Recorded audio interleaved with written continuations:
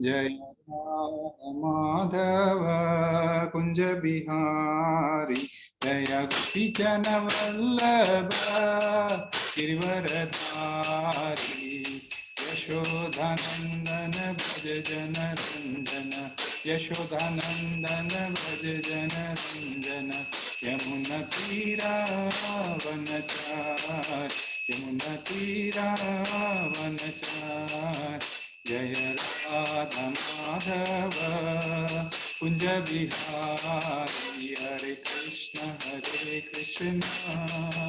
कृष्ण कृष्ण हरे हरे, हरे राम राम राम हरे हरे, हरे कृष्ण कृष्ण कृष्ण हरे हरे, हरे राम राम राम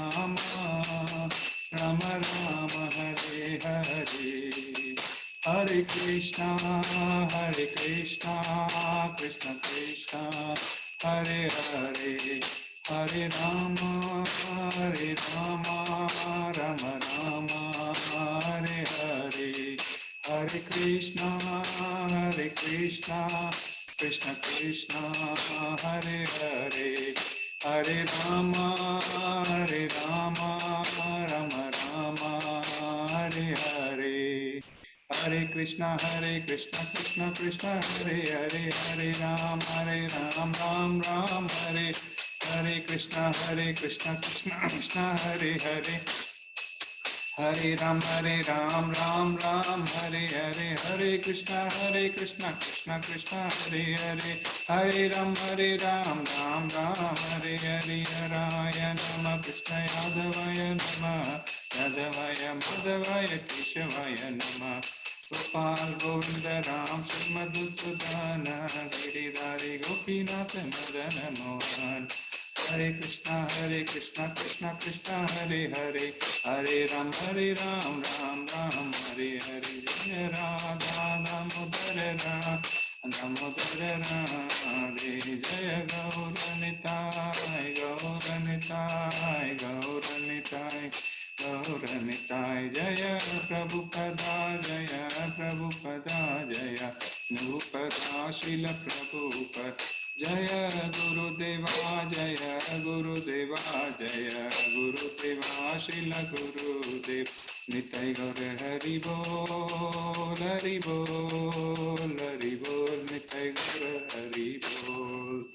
गुरुधर्म नाम संकीर्तन की जय, श्रील प्रभुपाद की जय, जय ओम विष्णुपाद परमहंस परिव्राजकाचार्य अष्टोत्तर श्रीमद्वैत चरणारविंदेसी भक्ति वेदांत स्वामी श्रील प्रभुपाद की जय, कृष्ण कृपा मूर्ति श्रील प्रभुपाद की जय, इस्कॉन फाउंडर आचार्य श्रील प्रभुपाद की जय, जय ओम विष्णुपाद परमहंस परिव्राजकाचार्य अष्टोत्तर श्रीमद् भक्ति सिद्धांत सरस्वती गोस्वामी महाराज प्रभुपाद ठाकुर की जय, अनंत कोटि वैष्णव वृंद की जय, नामाचार्य श्रील हरिदास ठाकुर की जय, प्रेम से कहो जय श्री कृष्ण चैतन्य प्रभु नित्यानंद, श्री अद्वैत गदाधर श्रीवासादि श्री गौर भक्त वृंद, जय श्री राधा कृष्ण गोपीनाथ श्याम कुंड राधा कुंड गिरी गोवर्धन धाम की जय, वृंदावन मथुरा गोकुल द्वारका धाम की जय, नवद्वीप मायापुर धाम की जय, पुण्य क्षेत्र जगन्नाथपुरी धाम की जय, गंगा माई की जय, यमुना माई की जय, भक्ति देवी की जय, तुलसी महारानी की जय, सामवेद भक्त वृंद की जय, सभी एकत्रित भक्तों की जय जयकार हो, हरे कृष्णा सभी एकत्रित भक्तों की जय जयकार हो, हरे कृष्णा सभी एकत्रित भक्तों की जय जयकार हो, हरे कृष्णा,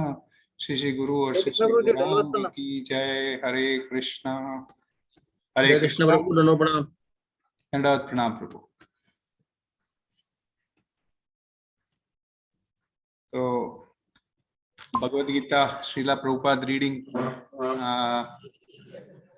भगवद गीता में श्रीला प्रभुपाद की किताबों में भगवद गीता का ये सिलसिला रीडिंग का चालू है, और अभी तक हमने 16 अध्याय उन्होंने इसका अध्ययन किया है। तो और आज हम पढ़ने जा रहे हैं 17वां अध्याय। तो 17वां अध्याय इस अध्याय का नाम है गुणत्रय विभाग योग। गुणत्रय विभाग योग अर्थात सारे गुणों को विभाजित करने का और उनके बारे में डिटेल टिप्पणी करके कृष्ण हमको इस योग के बारे में बता रहे हैं। तो जो जिसकी जैसी जैसी श्रद्धा होती है, उस श्रद्धा के विभाग का वर्णन भगवान इस अध्याय के द्वारा कर रहे हैं। तो पिछला अध्याय में हमने क्या देखा था? पिछले अध्याय में 16वें अध्याय में हमने क्या देखा था? कोई बता सकता है? किसी को कुछ याद है? 16वें अध्याय में हमने क्या समझा था? प्रभु जी 16वां अध्याय था गुणत्रय विभाग। हाँ, ये वाला श्रद्धा त्रय विभाग। हाँ, श्रद्धा त्रय विभाग। हाँ, गुण त्रय विभाग 16 था और 17 है अपने श्रद्धा त्रय विभाग योग। तो 16वें में हमने क्या देखा था? गुण के तीनों गुण किस प्रकार हम पर हावी होते हैं और उन गुणों के हाँ, आप बताइए प्रभु, क्या समझा था आपने? उन 16वें अध्याय में हमने देखा कि दो प्रकार के प्रवृत्ति के लोग होते हैं, आसुरिक प्रवृत्ति और दैवी प्रवृत्ति के लोग होते हैं। और किस प्रकार आसुरिक प्रवृत्ति के लोग के बारे में डिफाइन किया गया था, उनको कहाँ जाना पड़ता है, और दैवी गुण वाले व्यक्तियों को कहाँ जाना पड़ता है ना। और प्रभु ने मृदुल प्रभु ने यह भी बड़ा अच्छी तरह समझाया था भी। ये ऐसा ऐसा देख के क्या किस लिए कहा कृष्ण ने? कोई डराने के लिए कहा था, धमकाने के लिए कहा था? नहीं, परंतु क्या होता है कि जो भी चीज होती है, उन्होंने एक बच्चे का एग्जांपल लेते हुए कहा था, जैसे हम बच्चे को कभी कोई डांटते हैं, हम तुझे जैसे कमरे में बंद कर देंगे अगर तू ज्यादा मस्ती करता है ना। तो उसको एक रास्ता दिखाने के लिए उसको कभी कभी उसको सच में बताया जाना चाहता है कि तुम अपने हद में रहो। तो इसी गुणों के विभाग को दर्शाते हुए भगवान ने जो आसुरिक प्रवृत्ति के लोग होते हैं और जो दैविक प्रकृति के लोग होते हैं उनके बारे में डिटेल में चर्चा की। तो अब जिसकी जैसी श्रद्धा होती है वे अपने अपने हिसाब से आगे बढ़ते हैं। तो श्रद्धा के ऊपर जब बात आती है तो आज हमारा जो 17वां अध्याय है यह श्रद्धा के विभाग। तो अर्जुन के प्रश्न से ये शुरू होगा और फिर इस श्रद्धा के विभाग में हम लोग जो है सो इसको किस प्रकार से समझेंगे? इसको हम लोग इस प्रकार से समझेंगे कि किस प्रकार की श्रद्धा व्यक्ति को किस प्रकार की आराधना करने की ओर प्रोत्साहित करती है। जैसी हमारी श्रद्धा होती है वैसा हमें किस प्रकार की आराधना, जैसे हम देवी देवताओं की आराधना करते हैं या भूत प्रेतों की आराधना करते हैं या मनुष्यों की आराधना करते हैं, पितरों की आराधना करते हैं, किस प्रकार की श्रद्धा हमें किस गुण के तहत हमें, ये पिछले अध्याय से कनेक्टेड है पूरा अध्याय। 16वां अध्याय और 17वां अध्याय एक हिसाब से कनेक्टेड है, उसमें विभाग गुणों को लेकर किया गया है और यहाँ 17वें अध्याय में आपके श्रद्धा से लेकर उन गुणों के तहत आप क्या क्या करते हो यह बताया गया है। तो व्यक्ति किस किस प्रकार की श्रद्धा से किस प्रकार की पूजा व्यवस्था करता है। दूसरा, इन तीनों गुणों के तहत वह क्या क्या खाता है। तीसरा, इन तीनों गुणों के तहत वह श्रद्धा से किस प्रकार के यज्ञ करता है, किस प्रकार के सैक्रिफाइसेस करता है। और फिर इन्हीं तीनों गुणों के तहत किस प्रकार की वह तपस्या करता है। हाँ, और इन्हीं तीनों गुणों के तहत वह किस प्रकार का दान देता है। हाँ, और अंत में जो है सो भगवान इसका अपना निर्णय भी देंगे कि ये सब करके भी हमें जो है सो क्या करना चाहिए। तो हम आज का अध्ययन शुरू करते हैं। तो 17वां अध्याय श्रद्धा के 3 विभाग। तो कल से मैं शेयर करूं आपका, वही सोच रहा हूं मैं PDF शेयर करता हूं या फिर प्रभु मैं आपको भी ये बना देता हूं। पंकज प्रभु आपको मैं को होस्ट बना देता हूं। हरे कृष्ण प्रभु जी। कभी कभी बीच में डिस्टर्बेंस में म्यूट किसी को यदि करना हो तो आवाज किसी का ज्यादा आता हो तो कभी कभी मैं, हरे कृष्णा। तो शुरुआत करते हैं। मैं स्क्रीन शेयर करता हूं क्योंकि स्क्रीन शेयर करने के बाद हमारे वो जो नाम दिखते हैं वो चले आते हैं।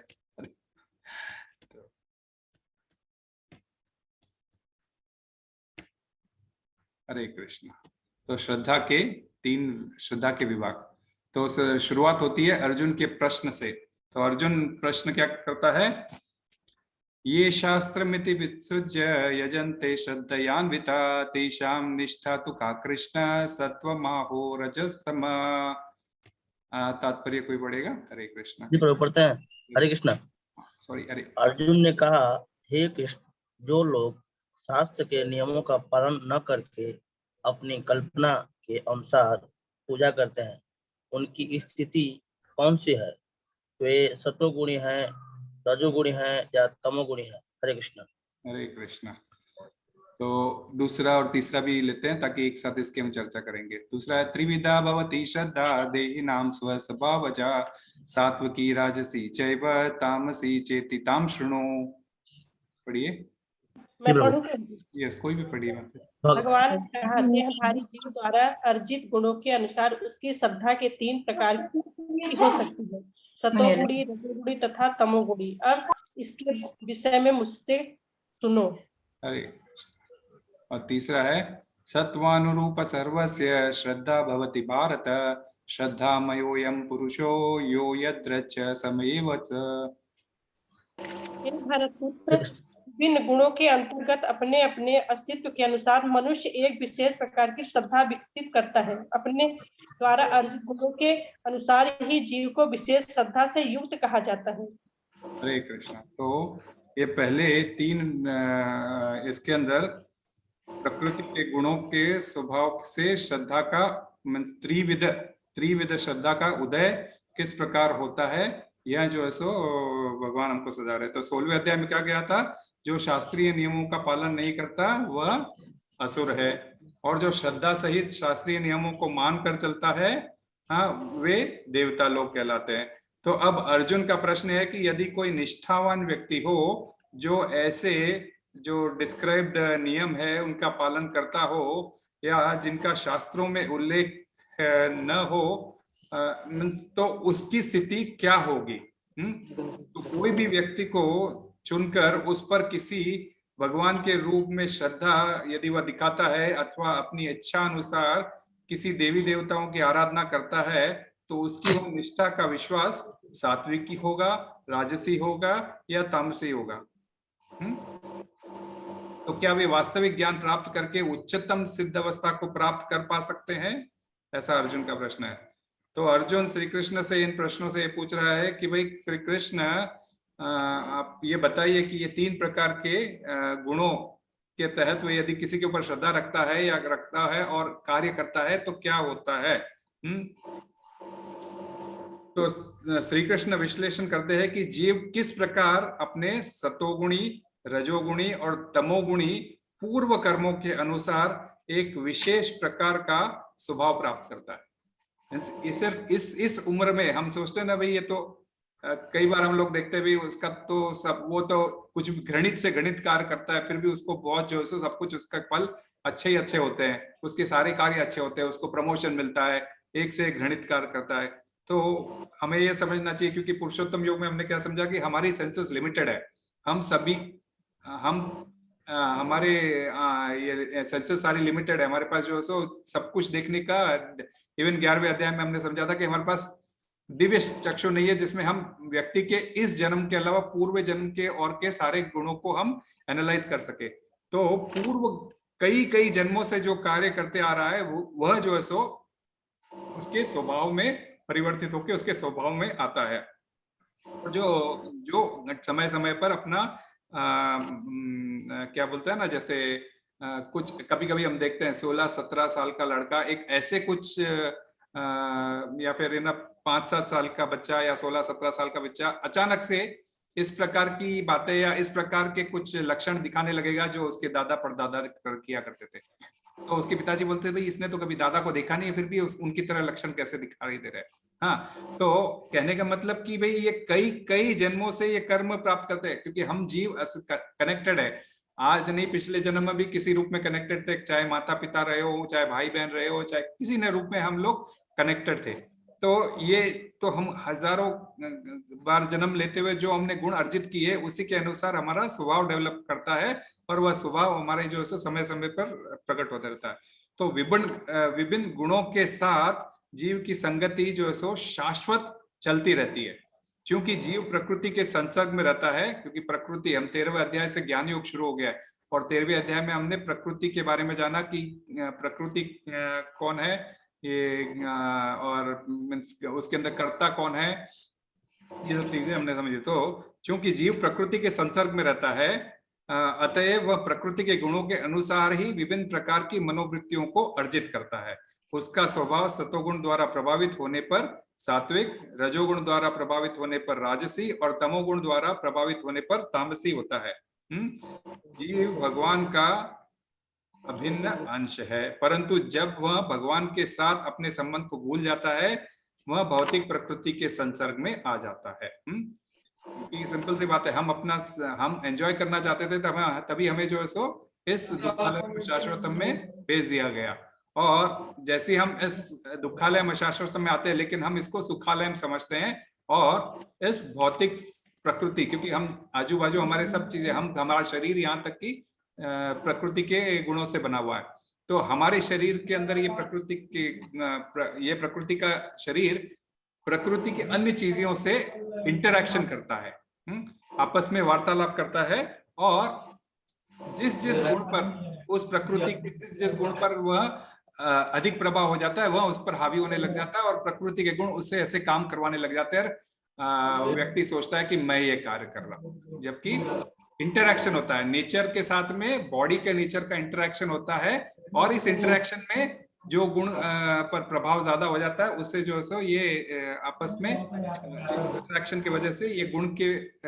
इस गुण में, तो कई बार हम देखते हैं कि अच्छा सतोगुणी व्यक्ति अचानक क्रोध में आ जाता है ना, तो ये प्रकृति किस प्रकार से अपने गुणों के द्वारा हम पर असर करती है। तो और हम जो है सो जीव के भगवान के शाश्वत अंश है, और हम अपनी गति जो है सो भगवान से अपना एक्चुअल संबंध भगवान से भूल चुके हैं, इसीलिए हम लोग इस भौतिक जगत में हैं, और जब हम इस भौतिक जगत में रहते हैं भगवान का साथ छूट जाता है और हम जो है सो इस भौतिक जगत के साथ हो लेते हैं। तो इसीलिए जो है सो मूलतः एक्चुअली क्या, आत्मा मूलतः जो है सो शुद्ध एवं दिव्य होती है, उन्हें उसको ईश्वर की सेवा करने में उसको बड़ा आनंद मिलता है, परंतु जब वो अपने ईश्वर के साथ अपना संबंध भूल जाता है तब जो है सो इस भौतिक कलमश से कलुषित हो जाता है और प्रकृति के साथ में अपना संबंध स्थापित करता है। तो इसके वजह से श्रद्धा मूलतः सत्वगुण से उत्पन्न होती है, परंतु अन्य गुणों द्वारा मिश्रित होकर विभिन्न गुणों के प्रभाव अनुसार विभिन्न प्रकार के विश्व एवं श्रद्धा उत्पन्न होने लगे थे। तो एक्चुअली जैसे हम क्रिएशन पढ़ते हैं तो क्रिएशन में हम देखते हैं कि सबसे पहले श्री महाविष्णु आने के बाद में श्री महाविष्णु जैसी प्रकृति के ऊपर प्रकृति के 24 तत्व प्रकट होते हैं, और प्रकृति के 24 तत्व प्रकट होते ही प्रकृति प्रकट होती है, और प्रकृति पे जैसी भगवान ग्लांस करते हैं अपनी माया शक्ति द्वारा तो प्रकृति में एजिटेशन आना शुरू होता है, और जैसी एजिटेशन होता है तो ऑटोमेटिक पहले गुण प्रकट होते हैं, ये तो गुण अवतार जो होते हैं गुण प्रकट होते हैं, और उस जैसे पहले तो एकदम जब वो पहले जो गुण प्रकट होते हैं वो एकदम शुद्ध सत्व रहते हैं, और फिर धीरे धीरे रजोगुण और तमोगुण प्रकट होने लगते हैं। तो उसी प्रकार श्रद्धा भी मूलतः सतोगुणी होती है, परंतु प्रकृति के अन्य गुणों से मिश्रित होकर वह विभिन्न प्रकार से रजोगुणी और तमोगुणी होते हुए उसी प्रकार की श्रद्धा उत्पन्न करना शुरू करते हैं। वस्तुतः धर्म तो शुद्ध तत्व में स्थित होता है, परंतु मनुष्य के हृदय भौतिक गुणों द्वारा दूषित होने के कारण उनमें विभिन्न प्रकार के धार्मिक विश्वास और आत्म पद्धति उत्पन्न होते हैं। उन सिद्धांतों को प्रकृति के गुणों के प्रभाव की मात्रा अनुसार ही सतोगुण, रजोगुण और तमोगुण 3 श्रेणियों में विभक्त किया जाता है। यदि कोई, और जब ये 3 गुणों में प्रभावित किया जाता तब क्या है, यदि कोई प्रामाणिक गुरु या बोनोफाइड संस्था से रहकर शास्त्र निर्देश को मानकर चलता है तो उसका स्वभाव धीरे धीरे परिवर्तन होने लगता है, तब वह तमोगुण से धीरे धीरे रजोगुण और फिर रजोगुण से धीरे धीरे वह सात्विक अवस्था तक पहुंचने को प्राप्त करता है, और इसमें उसकी साधना उसको बहुत मदद करती है, क्योंकि शुद्ध सत्व में रहकर ही मनुष्य भगवान के वास्तविक स्वभाव को समझ सकता है। तो जो भगवान ये तीसरे श्लोक में जो कहना चाह रहे हैं ये है, भरतपुत्र विभिन्न गुणों के अंतर्गत अपने अपने अस्तित्व के अनुसार मनुष्य एक प्रकार विशेष प्रकार की श्रद्धा विकसित करता है, और अपने द्वारा अर्जित गुणों के अनुसार जीव को विशेष श्रद्धा से युक्त कहा जाता है। अब जैसे उसकी श्रद्धा होती है उसी प्रकार से वह जो है सो पूजा या आराधना शुरू करता है।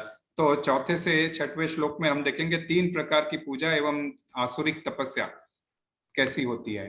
तो चौथा श्लोक हम लेते हैं।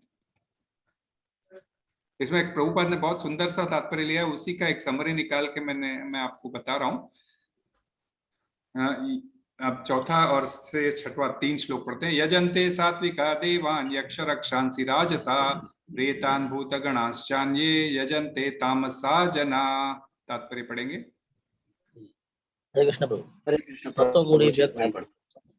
सतोगुणी व्यक्ति देवताओं को पूजते हैं, रजोगुणी यक्षों या राक्षसों की पूजा करते हैं और तमोगुणी व्यक्ति भूत प्रेतों को पूजते हैं। हरे कृष्ण। है ना, तमोगुणी व्यक्ति भूत प्रेतों की पूजा करते हैं और रजोगुणी राक्षसों की आसुरिक प्रवृत्ति वाले व्यक्तियों की पूजा करते हैं और सतोगुणी व्यक्ति देवताओं को पूजते हैं। तो बहुत सुंदर तरीके से भगवान बता रहे हैं कि गुण कैसे प्रभाव करते हैं। तो कई लोग हमारे भारत में है ना बोलते रावण की भी पूजा करते हैं। आप सुनते हो ना कभी कभी कि रावण का भी मंदिर है, रावण की पूजा होती है। तो ये सब है ना के विकृत थोड़े रूप है। तो अशास्त्र विहितं घोरं तप्यन्ते ये तपो जना दम्भ अहंकार कामराग बलान्विता कर्षयन्त शरीरस्थं भूतग्राम मचेतस मां चैवान्त शरीरस्थं तान् विद्या आसुरीं निश्चयान्। पढ़ेंगे कोई?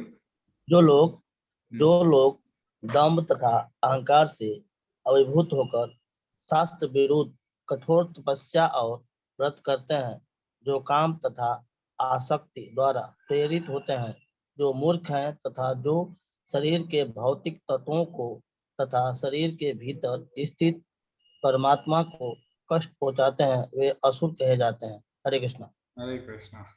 तो शास्त्रों के आदेश अनुसार केवल एक्चुअली क्या है, शास्त्रों के आदेश अनुसार केवल भगवान ही पूजनीय है, लेकिन जो शास्त्रों के आदेशों से अनभिज्ञ रहता है, जो जानता नहीं है और उन पर श्रद्धा नहीं रखता, वह अपनी गुण स्थिति के अनुसार विभिन्न वस्तुओं, विभिन्न देवी देवताओं, विभिन्न लोगों की पूजा अर्चना करता है। तो जो लोग सत्वगुणी होते हैं वे विशेष प्रकार से ब्रह्मा जी, शिव जी, इंद्र, सूर्य इत्यादि देवताओं की पूजा करते हैं। तो देवी देवताओं का पूजन गलत नहीं है, देवी देवताओं का पूजन गलत नहीं है, परंतु किस भाव से किया जाता है वह जरूरी है। हाँ, तो शास्त्रों का आदेश है, जानना है तो सिर्फ 15वें अध्याय में कृष्ण कहते हैं, हाँ सारे वेदों का सार क्या है, सिर्फ मुझे जानना, मुझे अर्थात श्री कृष्ण, वासुदेव श्री कृष्ण को जानना। परंतु फिर भी हम वासुदेव सर्वमिति न समझकर हम देवी देवताओं को पूछते हैं जैसे वे ही सब कुछ है। तो इस प्रकार का स्वभाव ठीक है, देवी देवताओं के अंदर तपस्या है तो ठीक है। हमने पहले भी 3रे 4थे अध्याय में क्या देखा था, वह पहला स्टेप है, वह जो है सो भक्ति की ओर जाने के लिए वह जो है पहली कदम है। अब आपके ऊपर होता है कि यदि आप भक्ति में सीढ़ी पकड़ के जाना चाहते हो या लिफ्ट पकड़ के जाना चाहते हो। हमें प्रभुपाद कभी भी लिफ्ट का आदेश देते हैं ना, तो कभी भी लिफ्ट की हमें एग्जाम्पल देते हैं। तो ये जो लोग सत्वगुणी होते हैं वे अभिप्राय और जिसको पता नहीं होता है शास्त्र के बारे में, वे लोग ब्रह्मा जी, शिव जी, इंद्र, सूर्य आदि देवताओं की पूजा करते हैं। और इसी प्रकार जो रजोगुणी होते हैं वे यक्षों की, राक्षसों की पूजा करते हैं। हमें मतलब श्रीला प्रभुपाद तात्पर्य में लिखते हैं कि हम जैसे द्वितीय विश्व युद्ध के समय कोलकाता में एक व्यक्ति काले धंधे में प्रचुर धन संचित कर हिटलर की पूजा करता था, हिटलर की पूजा करता था। तो और मैंने कहा भी था पहले अभी कि भाई लोग रावण की भी पूजा करने वाले लोग होते हैं, है ना, रावण की भी पूजा करने वाले लोग होते हैं। तो इस प्रकार अलग अलग जैसी जैसी श्रद्धा होती है अलग अलग उसी प्रकार से जो है सो लोग पूजा करते हैं। जो रजोगुणी और तमोगुणी होते हैं वे सामान्यतः किसी शक्तिशाली व्यक्ति को ईश्वर के रूप में चुन लेते हैं और वे सोचते हैं कि कोई भी व्यक्ति ईश्वर की तरह पूजा जा सकता है और फल एक सा होगा। इसीलिए अब कई बार हम लोग देखते हैं कि भाई गणेश जी को पूजा कर लिया तो सब कुछ हो गया, फलाने देवी को पूजा कर लिया तो सब कुछ हो गया। ऐसा नहीं है, हाँ ऐसा नहीं है। तो ये लोग जो है सो क्यों, शास्त्रों के ज्ञान से अनभिज्ञ है। और कई लोग जो है व्यक्ति विशेष की पूजा कर लेते हैं। आप लोग देखते ही है भारत में कई लोग बाबा जी भगवान बन के बैठ जाते हैं और कई लोग उनके फॉलोअर्स भी होते हैं और कई लोग उनकी पूजा भी करते हैं। तो जो तमोगुणी होते हैं मतलब वे मतलब रजोगुणी होते हैं, जो किसी को भी, किसी ने तुम्हारे लिए अच्छा किया तो आप उसको भगवान मान लिए। गवर्नमेंट के मिनिस्टर ने आपको कुछ दे दी तो मिनिस्टर को ही भगवान मान लिया, जबकि उसके ऊपर चीफ मिनिस्टर या प्राइम मिनिस्टर होता है रेस्पेक्टिव गवर्नमेंट के हिसाब से, वह भूल जाता है। और वैसे ही तमोगुणी, तो तमोगुणी व्यक्ति क्या करता है? तमोगुणी भूत प्रेतों की पूजा करते हैं। भूत प्रेतों का अर्थात क्या है यहाँ पे करते हैं ना, आप लोग देखते हो कि कई लोग भूत पिशाचों को बुलाकर उनसे काम करवाना, ये करवाना, तो एक प्रकार की विद्या है ये सब। तो तमोगुणी लोग जो अंधकार में है वे लोग इस प्रकार की श्रद्धा रखते हैं। यहाँ तक कि श्रील प्रभुपाद तात्पर्य में लिखते हैं कि मैथुन सेवा भी तमोगुणी मानी जाती है, अनलेस वो कृष्णा कॉन्शियसनेस में की जाए। तो इसीलिए गृहस्थी जब दी जाती है गृहस्थों को, तब एक प्रकार से आपको भगवान का आदेश दिया जाता है कि आप कृष्णा कॉन्शियसनेस में ही अपना संतान उत्पत्ति करोगे, अन्यथा नहीं करोगे। तो इस सेवा को भी तमोगुणी माना जाता है।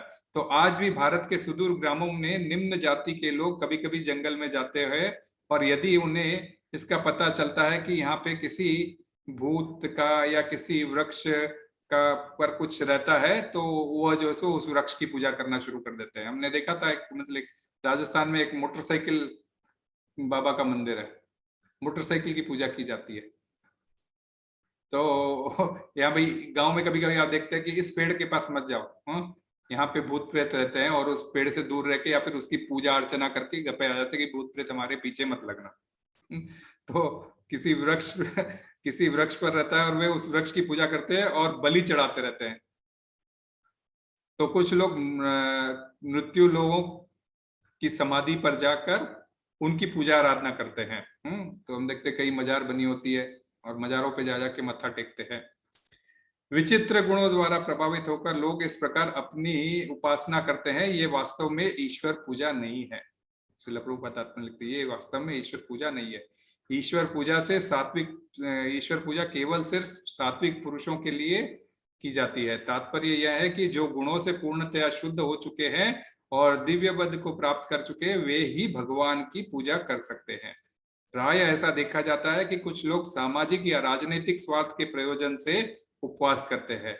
यहाँ पर स्पष्ट कहा गया है कि इस प्रकार कि शास्त्र विरुद्ध तपस्याएं जो करते हैं वे निश्चित रूप से आसुरिक स्वभाव के व्यक्ति है। वास्तव में वे गर्व, अहंकार, काम और भौतिक भोग के प्रति आसक्ति के कारण ऐसा करते हैं। कभी कभी ऐसे उपवास से व्यक्ति की मृत्यु भी हो जाती है।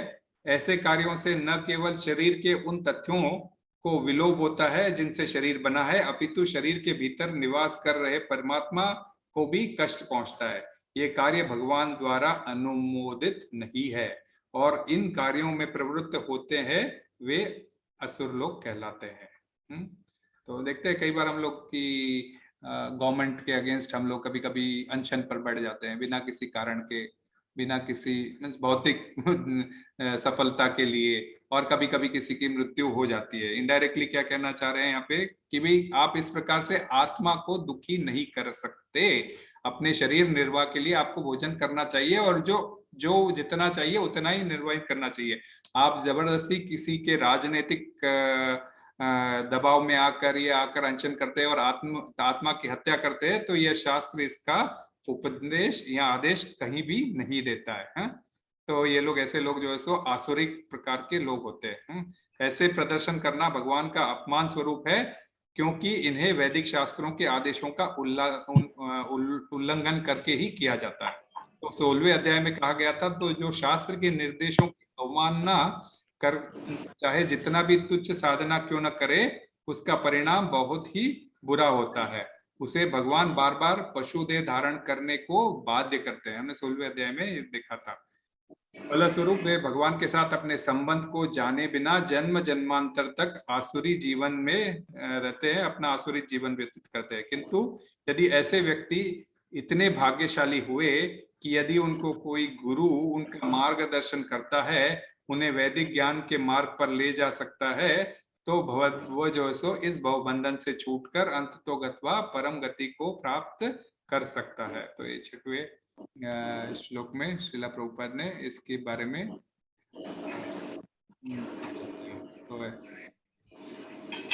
उपवास वगैरह इस प्रकार के आत्महत्या करना वर्जित है शास्त्र के हिसाब से। अब 7वें श्लोक से 10वें श्लोक तक भगवान क्या करेंगे?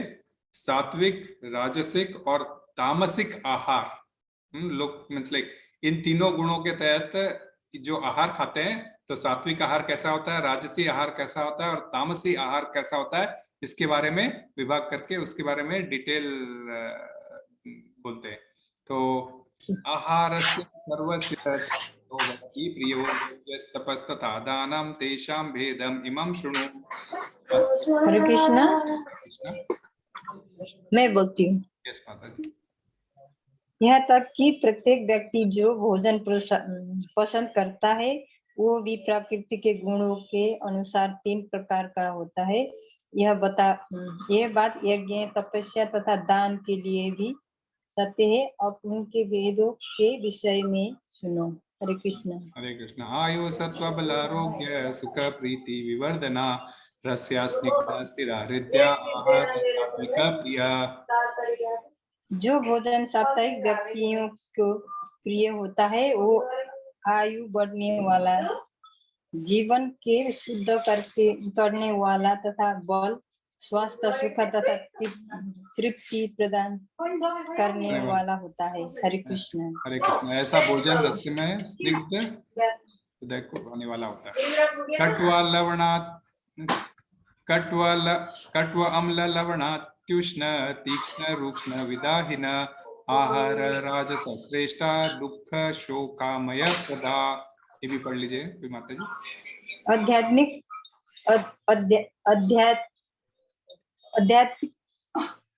खट्टे, नमकीन, गरम, चटपटे, शुष्क तथा जलन उत्पन्न करने वाला भोजन रजोगुणी व्यक्तियों को प्रिय होता है। ऐसा भोजन दुख, शोक तथा रोग उत्पन्न करने वाला है। हरे कृष्ण। हरे कृष्ण। तो तीनों गुणों के तहत किस किस प्रकार का होता है? ये काम चला जहाँ आप पढ़ा रहे हैं वहाँ पे थोड़ा आपकी स्क्रीन पे अंडरलाइन करेंगे। ये अरे बहुत ये पीडीएफ है प्रभु, अंडरलाइन वगैरह होता नहीं है। हरे कृष्ण प्रभु। तो ये जो मैं जो अभी ये 7, 8, 9 अभी तक हमने 9 पढ़ा है और इसी प्रकार हम 10वां भी पढ़ते हैं श्लोक। ये अंडरलाइन नहीं होगा प्रभु आपको, या भगवद गीता नहीं है आपके पास? है प्रभु जी वो, लेकिन आप बीच में से कहीं पढ़ते हैं तो तात्पर्य में बीच में मैंने जैसे मैं 3-4 श्लोकों को पढ़ता हूँ और 3-4 श्लोकों के बारे में थोड़ा सा अंदर जो तात्पर्य है श्रीला प्रभुपाद ने जो लिखा है उसके ऊपर मैं थोड़ी सी चर्चा करता हूँ प्रभु, ताकि पूरा पढ़ना तो संभव नहीं हो पाता है, इसीलिए। अरे एक मिनट, हरे कृष्ण। ये क्या हो गया इसका?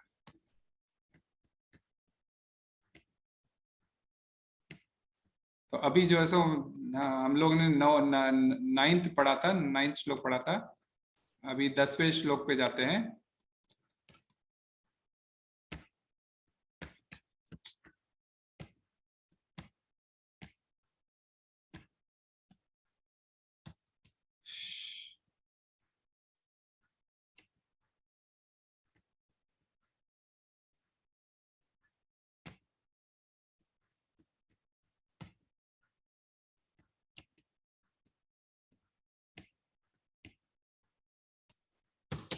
अटक गया दिखता स्क्रीन, मेरे ख्याल से स्क्रीन शेयरिंग।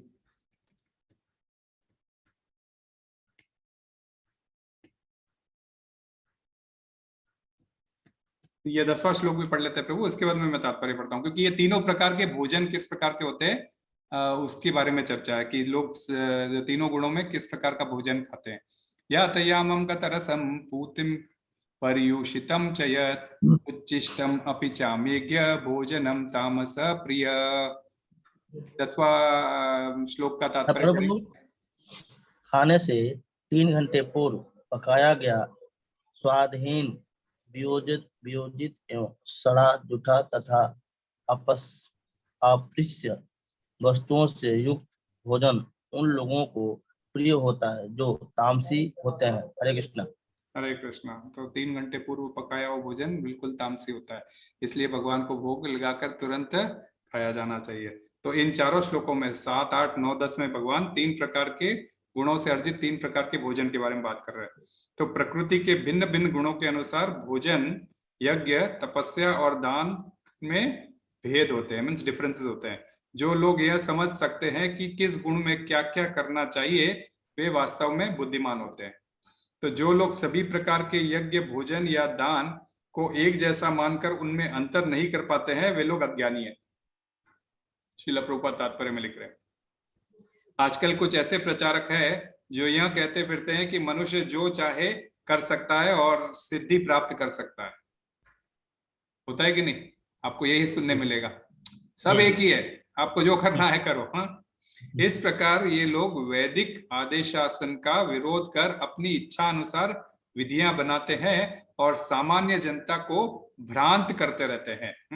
आहार का उद्देश्य आयु को बढ़ाना नहीं, आयु का उद्देश्य आयु को बढ़ाना, मस्तिष्क को शुद्ध करना तथा शरीर को शक्ति पहुंचाना होता है।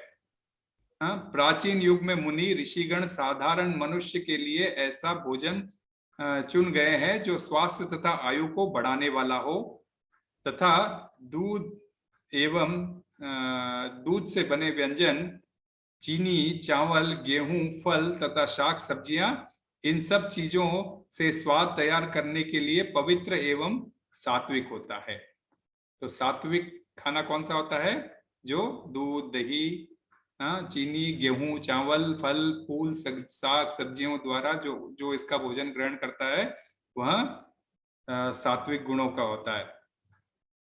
देह, मन की सारी आवश्यकताएं इनसे मिट जाती है। सिर्फ ये खाने से मनुष्य की देह और उनकी सारी आवश्यकताएं मिट जाती है। अतः पशु हत्या कर मांस खाने की कोई आवश्यकता नहीं होती। दूध, मक्खन, पनीर तथा अन्य पदार्थ से जो पशु चर्बी मिलती है उनसे निर्दोष पशुओं का वध करने का प्रश्न नहीं उठता। आवश्यक चर्बी प्राप्त करने की संस्कृत विधि दूध है। मटर, दाल, दलिया आदि से प्रचुर मात्रा में हमें प्रोटीन प्राप्त होता है। इसलिए सात्विक भोजन बहुत ही स्वादिष्ट, पुष्टिकर एवं शुद्ध होता है। शिला प्रभुपाद में लिखते हैं सात्विक भोजन के बारे में। इसीलिए आप देखते हैं ना, हमारे 4 प्रिंसिपल्स में हम लोग क्या करते हैं? No meat eating including onions and garlic. Onions and garlic करने से भी हम लोगों का क्या होता है? हमारे अंदर जो सो तमोगुण की भावनाएं बढ़ती है। कथा तो हमको सब कहता है ना, ये ऑनियन और गार्लिक में राक्षसी प्रवृत्ति के गुण होते हैं, क्योंकि वे राहु और केतु के उसमें खून मिला हुआ था, इसलिए राहु और केतु के उसमें अंश भी है, इसलिए इन दोनों चीजों को हम लोग खाने के लिए मनाही करते हैं। तो वन ऑफ द प्रिंसिपल्स में हमारे no meat eating including onions and garlic इसी बेस के ऊपर है कि हमें सात्विक आहार खाना चाहिए जो हमें पुष्टि प्रदान करता है, बल प्रदान करता है और हमारे शरीर की सारी रिक्वायरमेंट्स को पूरी करता है। तो इसके अलावा प्रोटीन, लोग बोलते हैं प्रोटीन खाने के लिए प्रोटीन पाउडर पियो, ये पियो, उसकी कोई जरूरत नहीं है। श्रील प्रभुपाद कर रहे हैं कि मटर, दाल, दलिया आदि प्रचुर मात्रा में खाने से हमें हर प्रकार का प्रोटीन प्राप्त हो सकता है जो हमारे शरीर निर्वाह के लिए बस होता है। इसीलिए सात्विक भोजन जो सो बहुत स्वादिष्ट और रुचिकर होता है एवं शुद्ध होता है। और फिर रजोगुणी फूड कैसा होता है? जो भोजन अत्यधिक कट्व, लवणीय, गर्म और चटपटा होता है वह राजसी होता है। किसी लोगों को बोलता है हमें तो चटपटी खाने की आदत है, तो राजसिक गुण के तहत वो जो चटपटा खाना चाहता है, गरम गरम खाना चाहता है ना। किसी किसी को रहता है यहाँ से तवे से उतरा यहाँ खाने को चाहिए। कभी कभी हम लोगों की प्रवृत्ति भी वैसी ही थी। आज मंदिर में जैसे प्लेट बन के आती है, चाहे वो ठंडा हो गया हो, कैसी भी हो जाओ, हम जो है उसको ग्रहण कर लेते हैं क्योंकि प्रसाद हो जाता है। तो ये जो भोजन अत्यधिक कट्व मतलब बहुत खट्टा, लवणीय बोल तो ऐसे, और जो गर्म और चट, इस प्रकार के भोजन जो है तामस मीन्स रजोगुणी होते हैं। और तामसिक भोजन कौन सा होता है? वह भोजन जो बासी होता है, सड़ा, बासी और दुर्गंध एवं मांस आदि से बना होता है, वह भोजन तामसी होता है, जो तामसिक लोगों को आकृष्ट करता है। तो कई लोग जो मांस खाने के इच्छुक है वे जो है सो तामसिक गुणों द्वारा प्रभावित होते हैं, इसलिए उनको तामसिक, उनकी कई पुराने जन्मों से उनकी प्रवृत्तियां उसी प्रकार उनमें आई है, तो वे जो है सो उसी प्रकार का खाना पसंद करते हैं। तो खाने से अब बासी खाना क्या होता है? बासी खाने का क्या मतलब है? जो खाना 3 या 6 घंटे, 3 से 6 घंटे पूर्व बना के रखा गया हो, वह बासी खाना हो जाता है। तो हम साधारणतः देखते हैं सवेरे हम खाना बना के ले आते हैं, दोपहर तक वह जो है सो ठंडा हो जाता है ना, तो एक्चुअली उसको बासी कैटेगरी में आते हैं। लेकिन यदि हम उसको भगवान को ऑफर करके प्रसाद के रूप में ग्रहण करके ले जाते हैं तो वह कभी भी बासी नहीं रह जाता। परंतु यह होता है कि समय आने पर वह भी खराब हो सकता है, क्योंकि कहने का तात्पर्य 3 से 6 घंटे के अंदर उसको खा लेना चाहिए। उसके बाद खाते हो तो उसमें तामसिक गुण आना शुरू हो जाते हैं। लेकिन इस बात में भगवान के प्रसाद को जो हम जो सूखा प्रसाद वगैरह बना के रखते हैं उन सब के ऊपर एप्लीकेबल नहीं होता है। तो खाना जो बनाता है 3 से 6 घंटे के अंदर वह बासी होना शुरू हो जाता है। इवन आयुर्वेद भी अगर भी यही आपको एडवाइस करता है ना, कि बहुत ज्यादा ठंडा, बहुत एक दिन पहले का, रोज रोज नहीं, एक आध दिन खा लिया अलग बात है ना। तो तामसी 6 घंटे पूर्व भोजन भगवान, हाँ उसमें श्रील प्रभुपाद तात्पर्य में लिखते हैं, खाने से 3 या 6 घंटे पूर्व कोई भी भोजन भगवान को अर्पित प्रसाद को छोड़कर, क्लियरली लिखते हैं, हाँ, तामसी माना जाता है। दूसरों का झूठा भोजन भी तामसी माना जाता है। उच्चिष्ट, झूठा भोजन मतलब उच्चिष्ट यदि कोई खाते हैं दूसरों का झूठा भोजन, तो वह भी तामसी माना जाता है। उच्चिष्ट भोजन केवल तभी ग्रहण करना चाहिए जब वह भगवान को अर्पित किया जाता है। यदि भगवान ने उसको ग्रहण कर लिया है तो भगवान का झूठा हो गया, उसको हम एक्सेप्ट कर सकते हैं। या फिर भगवान के रिप्रेजेंटेटिव गुरु महाराज जैसे, उन्होंने एक बार भोजन कर लिया, उसके बाद में हम वह भोजन ग्रहण करते हैं, वह भी चलता है। परंतु अन्य कोई दूसरों का भोजन, झूठा किया गया भोजन हमें नहीं खाना चाहिए। या फिर कोई साधु पुरुष, गुरु या महात्मा द्वारा ग्रहण किया जा चुका हो, उसका झूठन हम खा सकते हैं। जैसे नारद मुनि ने क्या किया था? नारद मुनि की माँ क्या करती थी? वह आश्रम में झाड़ू लगाने का कार्य करती थी, और नारद मुनि पिछले जन्म में वे जो है सो जो भी जंगल जाते थे और जो भी लेके आते थे, पहले जो प्रसाद बनता था वे सब ऋषि मुनि गण ग्रहण करते थे। उसके बाद में उनका जो रह जाता था वह खा के उनको जीते थे, और उनके उन महात्माओं का झूठन खाने की वजह से उनको नारद मुनि तक का पोस्ट मिला, है ना। तो ज्ञान ये मिलता है कि झूठा भोजन भगवान द्वारा या भगवान के ऑथराइज पर्सन द्वारा या साधु पुरुषों द्वारा यदि ग्रहण किया जा चुका है तो वह तामसिक कैटेगरी में नहीं होता। अन्यथा जनरल कैटेगरी के लोग, कई बार हम देखते हैं कि एक ही थाली के अंदर सब लोग 10 लोग मिलके खाते हैं, है ना। तो इस प्रकार का भोजन तामसिक भोजन कहा जाता है। तो कोई भी भोजन जो शास्त्रीय ढंग से तैयार किया जाता है और भगवान को अर्पित किया जाता है, बहुत दिनों बाद भी उसे ग्रहण किया जा सकता है, क्योंकि प्रसाद दिव्य होता है। वह भोजन सर्वोत्तम भोजन होता है और भगवान को समर्पित किया जाता है। भगवद गीता में परमेश्वर भगवान कहते हैं कि तरकारियां आदि दूध से बनी वस्तुएं भक्ति पूर्वक भेंट की जानी चाहिए, तो भगवान उन्हें स्वीकार करते हैं। तो भोजन को शुद्ध, स्वादिष्ट एवं पुष्टिकर बनाने का एकमात्र उपाय है भगवान को अर्पित भोजन ही खाया जाना चाहिए। तो इसलिए हम जब बोलते हैं ना, जो भी खाना हो भगवान को ऑफर करके खाओ, तो कम से कम हम कर्म से एक तो कट जाएंगे, क्योंकि कोई किस प्रकार का कर्म करके, जब हर कोई जब फल काटता है, सब्जी काटता है, तो ये भगवान को चढ़ाऊंगा ये सोचकर नहीं काटता है ना। और हम अपने कमाए हुए पैसे द्वारा उस सब्जी या फल को लेके आते हैं और खाते हैं, तो जो जिस प्रवृत्ति से उसने उस फल फूल को काटा था, उस प्रवृत्ति का कर्म हम में ट्रांसफर हो जाता है। हम में, और अलग अलग लोग अलग अलग प्रकार के कर्म करके हमें जो ये कर्म ट्रांसफर करते हैं और हम उसको ग्रहण करते हैं, तो हम उनके पाप हम ग्रहण करके हम भी पाप ही खा रहे होते हैं। यदि हम भगवान को इस बीच में रखकर ऑफर कर देते हैं, तो वहां क्या होता है, ये कर्म कट जाता है। कैसे कट जाता है कि भगवान जब ग्रहण करते हैं। आप तुलसी पत्र डाल के भगवान को प्रेम से अर्पित करोगे तो भगवान डेफिनेटली ग्रहण करते हैं, और जब भगवान ग्रहण करते हैं वह कर्म उनको चला जाता है, लेकिन उनको कोई कर्म बंधन लागू नहीं होता है ना। तीसरे अध्याय में या चौथे अध्याय में हमने बहुत क्लियरली समझा था कि भगवान तीनों गुणों से ऊपर है, उन्हें कोई कर्म बंधन लगता नहीं है, परंतु हमें कर्म बंधन लगता है। हम उनके अंश है, हमें वह कर्म बंधन लगता है। तो उस कर्म बंधन को प्राप्त नहीं पाना है हमें, तो भगवान के कहे गए आदेशानुसार ही हमें उनको ऑफर करके भोजन खाना चाहिए, तब हम जो है सो सात्विक अवस्था में रहेंगे। तो ये हो गया भोजन। एक तो श्रद्धा के हिसाब से लोग जब तीनों गुणों में किस किस प्रकार की श्रद्धा रखते हैं तो किसकी पूजा करते हैं, और तीनों गुणों के अंदर व्यक्ति किस किस प्रकार का भोजन अर्पित करता है। तो ये दो विभाग समझे। अब तीसरा विभाग कौन सा है? सात्विक, राजसिक और तामसिक। यज्ञ करते हैं तो यज्ञ करते हैं तो किस किस प्रकार का यज्ञ करते हैं, तो ये 11, 12, 13 3 श्लोकों को ये शेयर नहीं हो पा रहा है, 1 मिनट।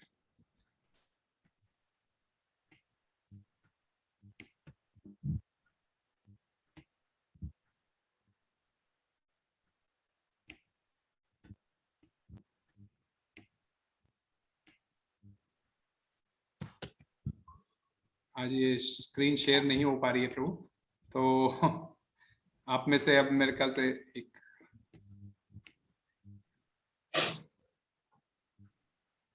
तो प्रभु 11वें श्लोक से 13वें श्लोक तक हम तात्पर्य पढ़ते हैं। किसी लोग 11वें श्लोक का तात्पर्य पढ़ेंगे, अनुवाद पढ़ेंगे? हरे कृष्ण प्रभु जी, मैं पढ़ूं? हाँ पढ़िए माता जी। हरे कृष्ण। यज्ञ में वही यज्ञ सात्विक होता है जो शास्त्र के निर्देशानुसार कर्तव्य समझकर उन लोगों के द्वारा किया जाता है जो फल की इच्छा नहीं करते। हरि बोल। हरे कृष्ण। 12वां 13वां भी पढ़ लीजिए माता जी। जो वरदान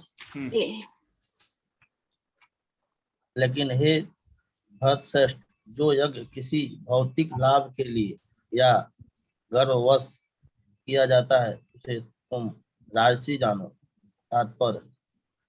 तात्पर्य नहीं तो अनुवाद ही पढ़ी दीजिए एक बार। जी 17, 13।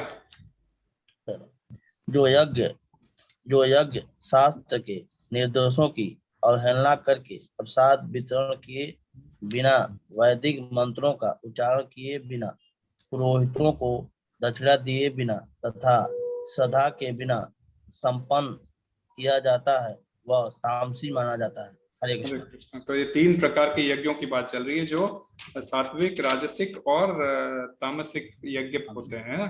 तो बहुत अच्छा। तो भगवान क्या चाह रहे हैं? किसी प्रकार फल की आशा न करके शास्त्र के निर्देशानुसार जो यज्ञ किया जाता है वह सात्विक यज्ञ होता है। हाँ, तो क्या था श्लोक, क्या था उसमें? 11वें का श्लोक क्या था?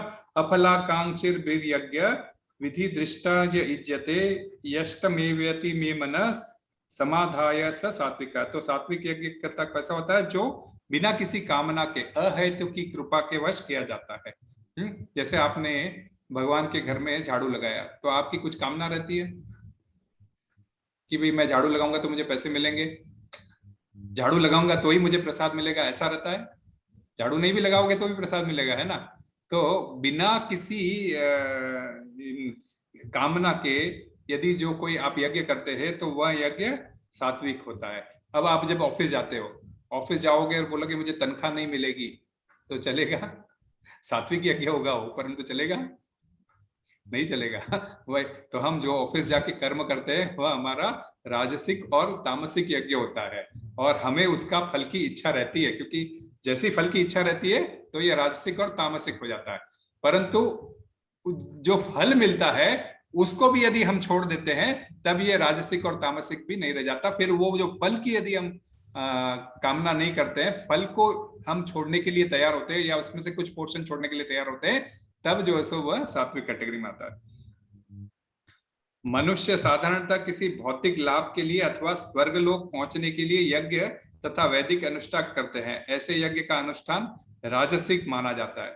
तो कई बार होता है कि लोग आप देखते हैं हमारे मरने से पूर्व हमें जो है सो वैतरणी यज्ञ करना है, हमें मरने से पूर्व हमारे एक गाय को दान दे देना है, हमें मरने से पूर्व हमें जो है सो फलाने तीर्थों की यात्रा करना है, हमें जो है सो गंगा में डुबकी लगाना है, अनेक प्रकार के यज्ञ, मतलब यज्ञ मतलब चेष्टाएं है ना, यज्ञ हमने समझा था 16 प्रकार के यज्ञ बताते हैं भगवान चौथे अध्याय में। तो कोई भी यज्ञ हम जो ये सिर्फ हरिनाम जप करते हैं, ये हमारा अहेतुकी यज्ञ है, ये 7वीं कैटेगरी में आता है। परंतु अन्य किसी प्राप्ति की, फल की इच्छा की प्राप्ति से किए गए यज्ञ सारे जो है सो राजसिक होते हैं। और तमोगुण में श्रद्धा वास्तव में अश्रद्धा है। कुछ लोग धन अर्जित करने के लिए या इंद्रिय तृप्ति के लिए बहुत धूमधाम से देवी देवताओं की पूजा करते हैं। वे शास्त्र के निर्देशों की अवहेलना करके मनोरंजन में प्रचुर धन व्यय करते हैं और ऐसे धार्मिक अनुष्ठान को सात्विक नहीं माना जाता, ये तामसिक होते हैं।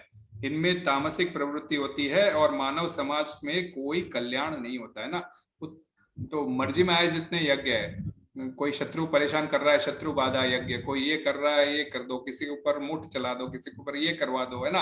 अनेक प्रकार के भूत प्रेतों के यहाँ जाके डोरी बंधवा लो, लाइक ताबीज बंधवा लो, ये कर लो, वो कर लो, अनेक प्रकार के लोग यज्ञ करते हैं। इसमें 5000 लगा दो, उसमें 10,000 लगा दो, ये हो जाएगा, वो हो जाएगा। तो इस प्रकार के यज्ञ जो है सो तामसिक प्रवृत्ति वाले होते हैं। धार्मिक अनुष्ठानों की ये अवहेलना है। प्राय लोग यह सोचते हैं कि ईश्वर की आरती देखने के लिए मंदिर जाना व्यर्थ है, लेकिन शास्त्रों में आर्थिक लाभ के लिए पूजा करने का आदेश नहीं है। लेकिन शास्त्रों में पूजा करने का आदेश नहीं है। मनुष्य को चाहिए कि वह कर्तव्य मानकर मंदिर या गिरिजाघर में जाए। श्रील प्रभुपाद तात्पर्य में लिखते हैं, जरूरी नहीं है कि आप मंदिर ही जाओ, आप क्रिश्चियन हो, आप गिरिजाघर भी जा सकते हो, आप मुस्लिम हो, आप मस्जिद भी जा सकते हो, परंतु आप जाए, अपना कर्तव्य मानकर जाए, न कि और सिर्फ अपने इंद्रिय तृप्ति के लिए कोई ऐसा कार्य करे जो यज्ञ की कैटेगरी में हो। आप यदि मंदिर भी जाते हो तो वह भी आपके लिए यज्ञ है, वह सात्विक यज्ञ है। आरती भी यदि आप देखते हो तो वह भी और भी सात्विक यज्ञ है। तो प्रत्येक समय नागरिक का कर्तव्य है कि वह शास्त्र के आदेशों का पालन करे और भगवान को अपनी श्रद्धा व्यक्त करे। तो जिसकी जो श्रद्धा होती है उसी हिसाब से भगवान, मैं आज आपके मंदिर में आके यही काम कर सकता हूँ, चलो मुझे और कुछ आता नहीं, मुझे सिर्फ खाना बनाना आता है, मैं आपको तो मंदिर में जाके खाना बनाने में मदद कर सकता हूँ। तो जो आरती सेवा करते हैं, जो कुछ नियमों का पालन करते हैं, तो वो आरती सेवा करते हैं। जिनको वो नहीं आता है वह झाड़ू पोंछा भी करते हैं। तो जो भी अपने श्रद्धा के अनुसार जाके मंदिर में भगवान के लिए जो कार्य करता है वह जो है सो सात्विक कार्य होता है। तो ये हो गए अपने गुणों के हिसाब से श्रद्धा, तपस्या, यज्ञ करना। और उसके बाद में मानसिक तपस्या, 14, 15, 16 में शरीर से तपस्या, वाचा से तपस्या एवं मानसिक तपस्या किस प्रकार होती है उसके बारे में जिक्र होता है ना। तो बहुत सुंदर श्लोक है, 14वां श्लोक है, मैं पढ़ता हूँ। देव द्विज गुरु प्राज्ञान पूजनम शौचमार्जवम ब्रह्मचर्य अहिंसा च शारीरम तप उच्यते। कोई तात्पर्य पड़ेगा? मैं पढ़ूं प्रभु जी? Yes yes. परमेश्वर ब्राह्मणों, गुरु, माता पिता जैसे गुरुजनों की पूजा करना तथा पवित्रता, सरलता, ब्रह्मचर्य और अहिंसा की शारीरिक तपस्या। आगे भी पढ़ूं? आगे वाला भी पढ़ लीजिए। सच्चे भाने वाले, हितकर तथा अन्यों को शुद्ध करने वाले, शुद्ध न करने वाले वाक्य बोलना और वैदिक साहित्य का नियमित पारायण करना, वैदिक साहित्य का नियमित पारायण करना, यही वाणी की तपस्या है। और मन की पढ़ लीजिए। हाँ, संतोष, सरलता, गंभीरता, आत्म संयम एवं जीवन की शुद्धि, ये मन की तपस्या है ना। तो इसमें शरीर की तपस्या क्या है, वाणी की तपस्या क्या है और मन की तपस्या क्या है, ये भगवान क्लियर करते हैं। तो शरीर की तपस्या क्या है? देव द्विज गुरु प्राज्ञान, बोल तो देवता मीन्स भगवान की पूजा करना, ब्राह्मणों की पूजा सत्कार करना, गुरु की पूजा सत्कार करना, माता पिता का रेस्पेक्ट करना, जैसे गुरुजन और इन सब की पूजा करना। ये सारे जो है सब पवित्रता, अपने हृदय में पवित्रता रखना, सरलता रखना, ब्रह्मचर्य का पालन करना। ब्रह्मचर्य का पालन मतलब अपना गृहस्थ है तो गृहस्थी को छोड़कर अन्य किसी से संबंध नहीं रखना, तो इलिसिट रिलेशनशिप नहीं रहना, जो हमने कहा था। और अहिंसा में ये रखना, हिंसा नहीं करना। तो ये सारे जो है सो हाँ ये सारे जो है सो हमारी शरीर की तपस्याएं हैं। तो शरीर से कहते हैं ना भाई, शरीर से किस प्रकार तपस्या की जाए, तो ये आंसर है। शरीर से हम झुककर भगवान को प्रणाम कर सकते हैं, झुककर गुरु को प्रणाम कर सकते हैं, झुककर माता पिता को प्रणाम कर सकते हैं, पवित्रता रख सकते हैं, अपने आचरण में सरलता ला सकते हैं, अपने जीवन में ब्रह्मचर्य का पालन कर सकते हैं और अहिंसा अपने जीवन में अपना सकते हैं। तो ये शरीर की तपस्या है। जो ये करता है वो शरीर की तपस्या कर रहा है, जो सात्विक है। और अनुद्वेगम करम वाक्यम सत्यम प्रीत हितम चयत स्वाध्यायम चैव वांग्मय तप उच्यते।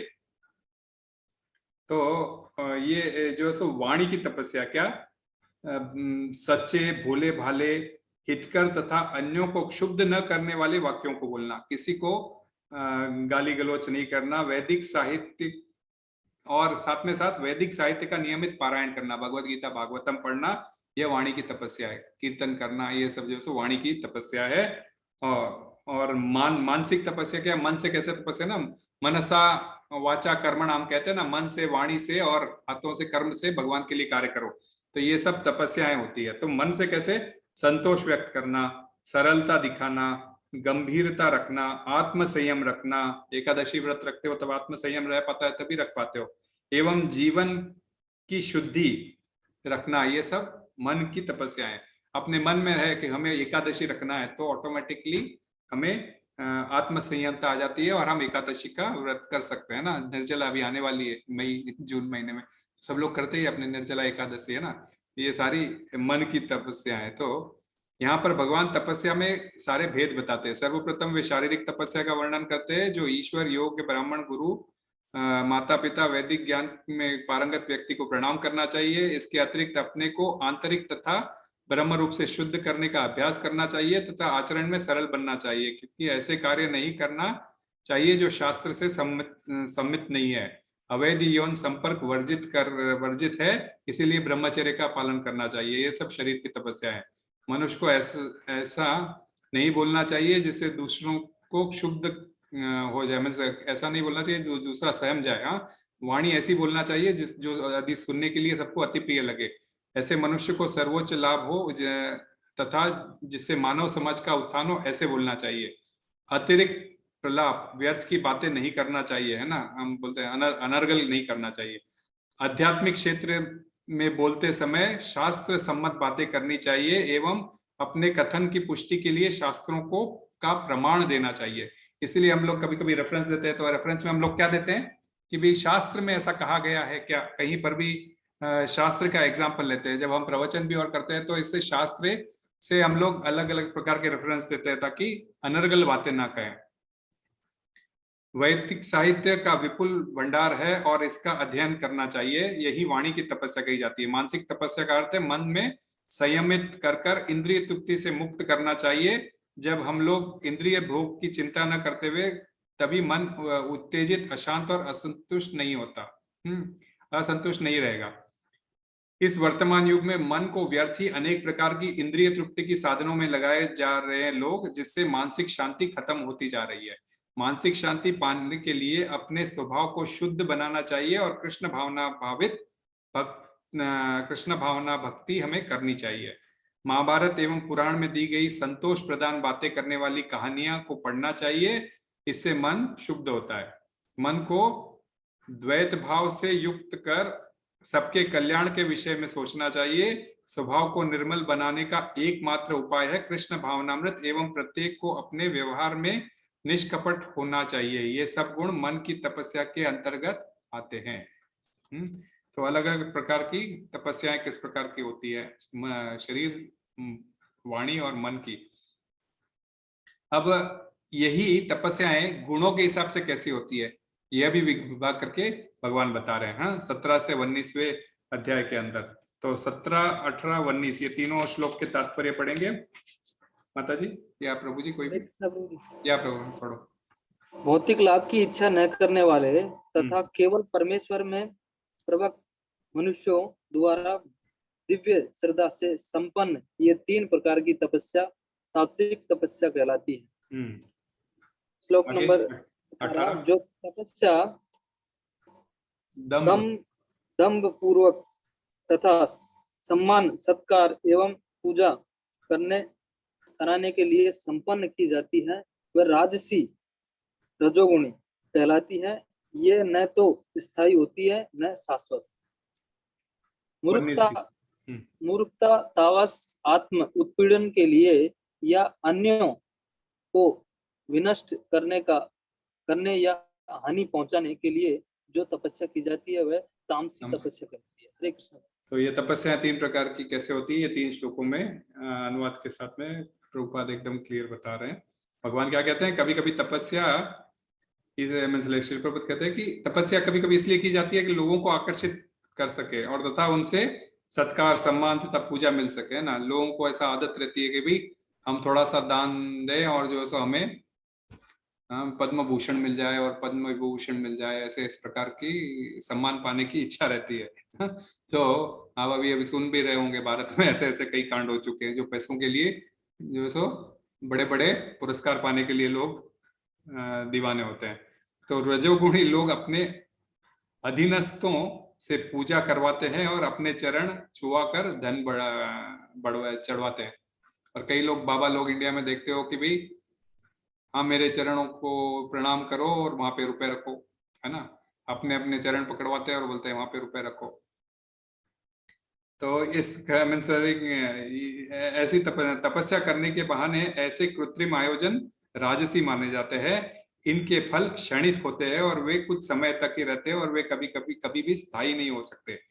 किसी की हत्या करने के लिए या किसी असंभव वस्तु की तपस्या करना निश्चय ही तामसी तपस्या है। जैसे हिरण्यकशिपु जैसे असुरों ने अमर बनने के लिए तथा देवताओं को वध करने के लिए कठिन तपस्या की थी।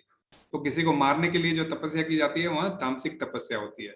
हाँ, जैसे हिरण्यकशिपु का एग्जाम्पल। और यहाँ पर इस कलयुग में हम लोग देते हैं, लोग एक दूसरे की सुपारी लेते हैं एक दूसरे को खत्म करने के लिए, है ना। तो इस प्रकार की तपस्या एकदम तामसिक तपस्या होती है। उसने ब्रह्म से ऐसी वस्तुएं, क्योंकि हिरण्यकशिपु ने क्या की थी, ब्रह्मा से ऐसी वस्तुएं मांगी थी, लेकिन अंत में क्या हुआ, वह मारा गया था और भगवान द्वारा वह मारा गया था। नरसिंह देव को प्रकट होना पड़ा और नरसिंह जयंती आ रही है 15 तारीख को, तो हम लोग मंदिर में बड़ा ही नरसिंह देव के आगमन का ये करेंगे।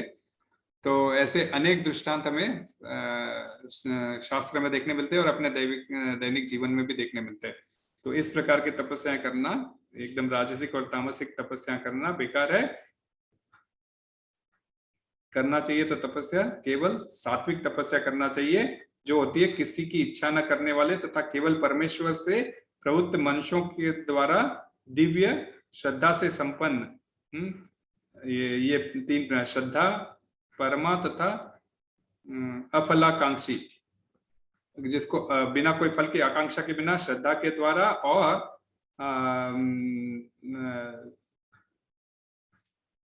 परमेश्वर को तुष्ट करने की तपस्या ही, ये तपस्या ही सात्विक कहलाई जाती है। अब हम एक और विभाग की ओर आ रहे हैं, जो दान लोग ये तीनों प्रकार के गुणों में, सात्विक गुण, राजसिक गुण और तामसिक गुणों के तहत किस किस प्रकार का दान देते हैं। 20, 21, 22। तो 20, 21, 22 में दान की प्रक्रियाएं बताई गई है। कौन कैसे प्रकार का दान। दातव्यम इति यद्दानम दीयते उपकरणीय देश काले च पात्रे च तद्दानम सात्विकम स्मृतम। पढ़ेंगे माता प्रभु जी कोई। हरे कृष्ण प्रभु। यस प्रभु। पढ़े। हाँ प्रभु जी प्रभु। जो दान कर्तव्य समझकर किसी प्रत्युपकार की आशा के बिना समुचित काल तथा स्थान में और योग्य व्यक्ति को दिया जाता है वह सात्विक माना जाता है ना। हाँ, तो सात्विक दान किसे कहते हैं, हम इसके ऊपर थोड़ा सा चर्चा करेंगे, लेकिन हाँ आगे का पढ़िए। किंतु जो दान प्रत्युपकार की भावना से या कर्म फल की इच्छा से या अनिच्छा पूर्वक किया जाता है वह रजोगुणी राजस कहलाता है।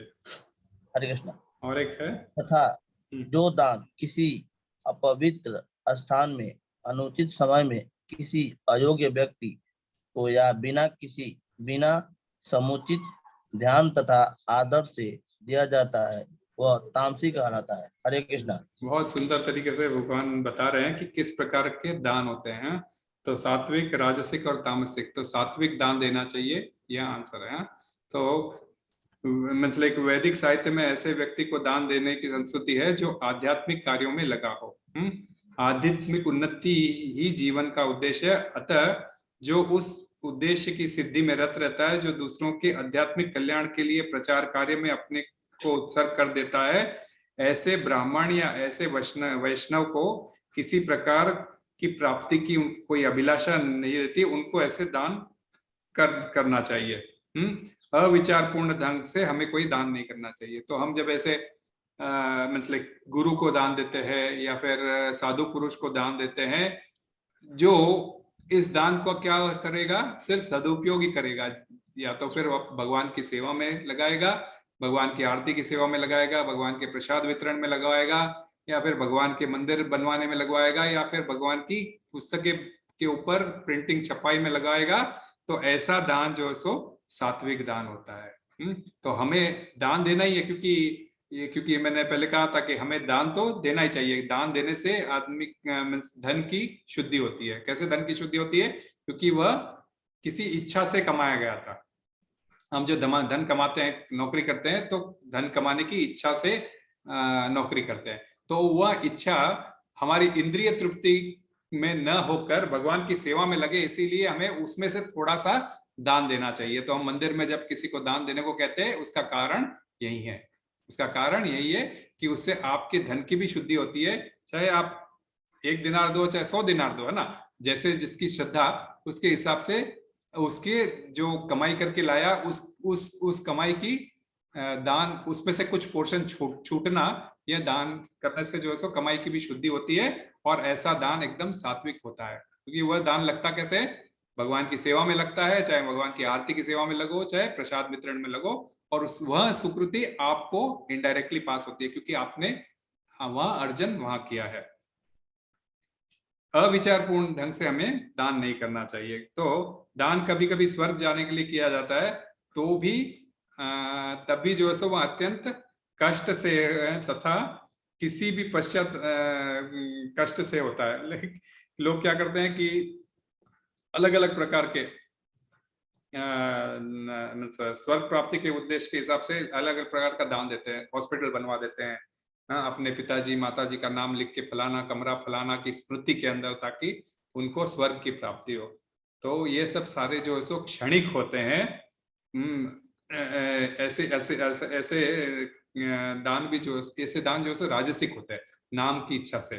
ठीक है, दान होता है, उससे आपको पुण्य प्राप्ति होगी, आप स्वर्ग जाओगे। स्वर्ग जाके होगा क्या? 8वें अध्याय हमने पढ़ा था, जैसे ही वो आपका बैलेंस खत्म हो जाएगा स्वर्ग का भोगने का, आपको पुनः नीचे भेज दिया जाएगा। तो कभी इस पश्चाताप की मैंने इतना व्यय इस तरह क्यों किया, कभी कभी अपने गुरुजनों के दबाव में आकर भी दान दिया जाता। ऐसे दान रजोगुण में दिए गए माने जाते हैं। किसी ने कह दिया तो मैंने दे दिया, इस प्रकार नहीं होना चाहिए। आपने स्वयं कमाई की है, अपने स्वयं इच्छा से आप जो दान देते हो, वहां दान जो है सो सात्विक होता है, अन्यथा राजसिक हो जाता है। मद्यपान तथा द्रुत क्रीड़ा में व्यसनी के लिए दान देना नहीं चाहिए, ऐसा दान तामसी होता है। कभी कभी हम भिखारी को रास्ते पर देखते हैं तो दया आ जाती है, उनकी दयनीय स्थिति देखकर हम जो है सो कभी कभी दान दे देते हैं, परंतु वह उस पैसे से लेकर व्यसन करता है या फिर जुआ खेलता है या शराब पीता है, तो उसका जो है सो कुकर्म हम पे ट्रांसफर हो जाता है। तो ऐसे दान लाभदायक नहीं होता। वरन ऐसे पापी व्यक्तियों को हमें प्रोत्साहित नहीं करना चाहिए। यदि हमें इतनी दयनीय उनकी स्थिति लग रही है, तो हम कोई वस्त्र खरीद के भगवान को अर्पण करके उनको वस्त्र दे दे, या फिर उनको भूख लग रही है तो प्रसाद उनको खिला दे, परंतु ऐसा कार्य ना करे कि जिससे धन दे और आपको कर्म बंधन की प्राप्ति हो। इसी प्रकार यदि बिना सम्मान तथा ध्यान से किसी उपयुक्त व्यक्ति को दान दिया जाए, तो वहां भी बिना सम्मान तथा ध्यान दिए किसी उपयुक्त व्यक्ति को दान दिया जाए, तो वहां भी तामसी होता है। तो अलग अलग प्रकार के दान का विभाजित करके, इसीलिए दान उन्हीं को देना चाहिए जो उसके लिए निर्दिष्ट हो, और हमें जो है सो सात्विक गुण की ओर हमें ले जाए। तो इन सब से छुटकारा पाने के लिए, भवबंधन से मुक्त होने के लिए उपाय भगवान के इतने सब तप करते, इतने सब उपवास करते, इतने सब हम जो प्रसाद करते, ये सब है। तो ये भवबंधन से मुक्त कैसे हो, इसके लिए उपाय जो है सो भगवान 23वें श्लोक से 25वें श्लोक तक इसका उपाय बताते हैं। और ये 23वां श्लोक बहुत ही इंपॉर्टेंट श्लोक है। ओम तत्सद इति निर्देशो ब्रह्मणस्त्रिविध स्मृतम् ब्रह्मणोस्तेन वेदाश्च यज्ञाश्च विहिता पुरा। तात्पर्य पढ़ेंगे प्रभु। सृष्टि के आदिकाल से ओम तत् सत ये 3 शब्द परम ब्रह्मा को सूचित करने के लिए प्रयुक्त किए जाते रहे हैं। ये तीनों सांकेतिक अभिव्यक्तियां ब्राह्मणों द्वारा वैदिक मंत्रों का उच्चारण करते समय तथा ब्रह्मा को संतुष्ट करने के लिए यज्ञों के समय प्रयुक्त होती थी। आगे पढ़े।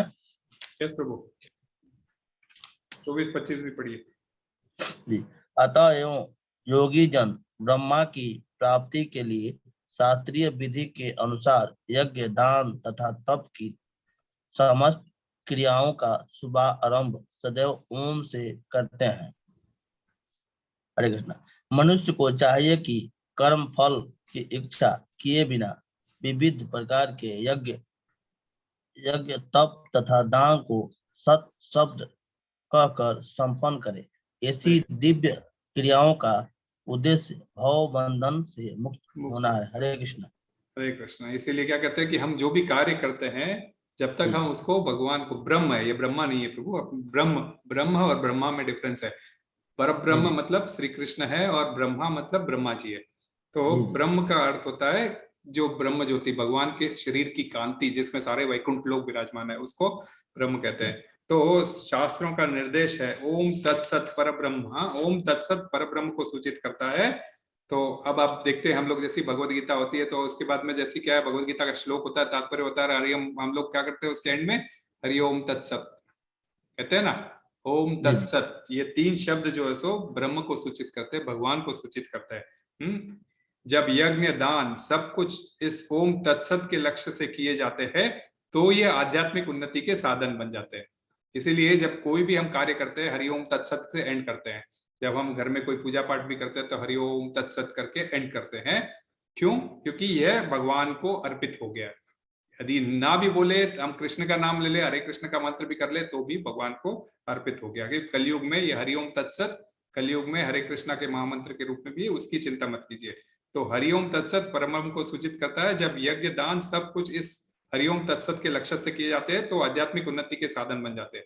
आदिकाल में जब प्रथम जीवात्मा ब्रह्मा जी ने यज्ञ किए थे तो उन्होंने इन 3 शब्दों के द्वारा भगवान को लक्षित किया था। तो ये 3 शब्द पहले ब्रह्मा जी बोले थे, हरिओम तत्सत। उन्होंने भगवान को लक्षित किया था। ओम तत्सत शब्दों का उच्चारण परमेश्वर के पवित्र नाम के साथ किया जाता है। ओम तत्सत विष्णु तद विष्णु, आप कभी देखते होंगे ब्राह्मण उच्चारण करते हैं तो इस प्रकार के वर्ड। तो ओम तत्सत शब्दों का उच्चारण परमेश्वर के पवित्र के नामों के साथ किया जाता है। जब भी किसी वैदिक मंत्र का या परमेश्वर का नाम लिया जाता है तो उसके साथ ओम जोड़ दिया जाता है। उदाहरणार्थ ओम तद विष्णु ऋग्वेद का एक रेफरेंस है। विष्णु के चरण कमल परम व्यक्ति के आश्रय है। हरिद्वार हम कहते हैं ना, हरिद्वार, सारे द्वारों में हम हरिद्वार जाके गंगा अस्थि विसर्जन करते हैं। क्यों? वह हरि के द्वार का, उनके हरि के चरण है वहां पर। तो हम जब ओम तत्सत कहते हैं तो इसका मतलब है कि हम यज्ञ, दान, तपस्या आदि को जो है सो विष्णु के चरण कमलों के ओर आश्रित कर रहे हैं। तो यज्ञ, दान, तपस्या आदि के राजसी एवं तामसिक अनुष्ठान हमारे लिए भवबंधन का कारण होते हैं। इस भवबंधन में नहीं पड़े, इसलिए ओम तत्सत का प्रोनाउंसिएशन किया जाता है।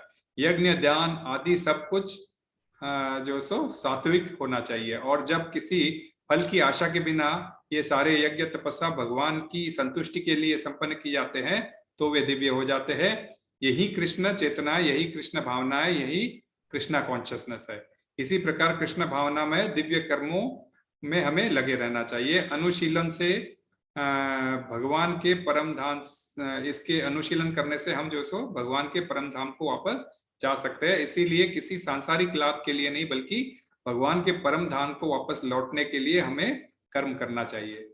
तो ये सारे ओम तत्सत कह के हम जब कर्म करते हैं, कर्म करके ओम तत्सत कहते हैं, तो भाई ये सारा कर्म हमने विष्णु को चढ़ा दिया है, कृष्ण को चढ़ा दिया है, तो एटलीस्ट हमारे कर्म से बंधन की छुट्टी है और हमें भगवान के धाम को जाने के लिए हमें मदद मिलती है, जिससे हमें लौटने के अंदर हमारी पूरी सहायता होती है। तो भगवान को प्रसन्न करने के लिए किए गए कार्य और को सत कहे जाते हैं, और जो दूसरे का कर्म होते हैं उनको जो है सो असत कहा जाता है। तो सत और असत के बारे में विश्लेषण करके भगवान 26वें से 28वें श्लोक तक इसका डिटेल दे रहे हैं। तो कहने का तात्पर्य है कि सब कुछ भगवान कृष्ण को अर्पण करने से हम इन सब कर्मों से छूट जाते हैं, और इन सब हमने चाहे क्यों हम बाहर भी हम जब खाना खाते हैं तो हमें पता है ये प्रसाद नहीं है, तो हमें क्या आदेश दिया जाता है, ओम विष्णु ओम विष्णु ओम विष्णु ओम विष्णु करके, श्री विष्णु श्री विष्णु श्री विष्णु करके हम कहते हैं ना, श्री विष्णु श्री विष्णु श्री विष्णु करके 3 बार बोलो और ग्रहण कर लो।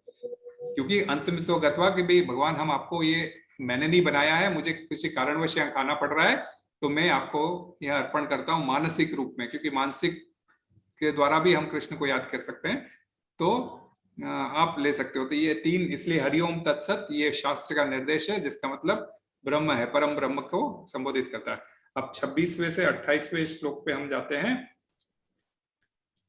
सद्भावे साधु भावे च साधित्ये तत् प्रयुच्यते प्रशस्ते कर्मणि तथा सच्छद् पार्थ युज्यते यज्ञे तपसि दाने च स्थिति साधिति चोच्यते कर्म चैव तदर्थीयं साधित्येवा विधीयते।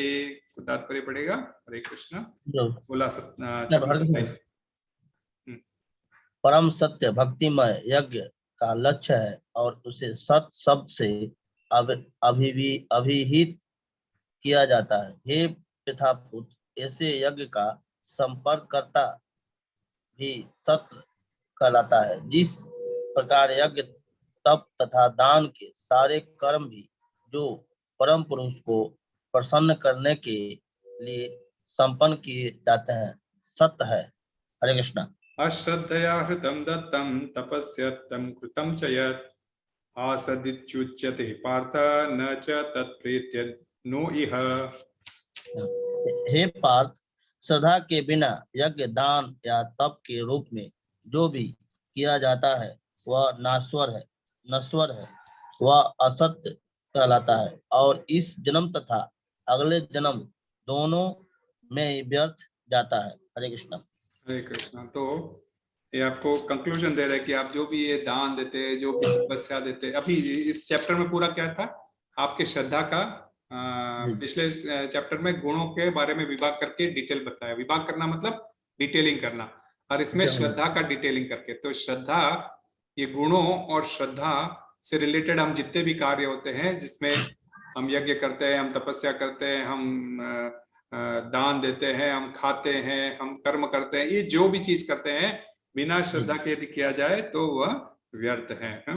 मानव जीवन को पूरी तरह सार्थक करने के लिए वैदिक साहित्य में कई पवित्र क्रियाओं का निर्देश दिया गया है, जैसे शुरुआत में गर्भाधान संस्कार से लेकर अंत में मृत्यु संस्कार तक, इन सब के सारे संस्कारों का पालन करना चाहिए। भगवान श्री कृष्ण के प्रति ओम तत्सत उच्चारण करके इन सब क्रियाओं को करने की संस्तुति की गई है, जिससे समस्त प्रकार की क्रियाएं पवित्र हो जाती है। किसी को दीक्षित करते समय या यज्ञोपवीत धारण करते समय ओम तत्सत शब्दों का उच्चारण किया जाता है। इसी प्रकार सभी प्रकार के यज्ञ करते समय ओम तत्सत या ब्रह्म रूपी चरम लक्ष्य होता है।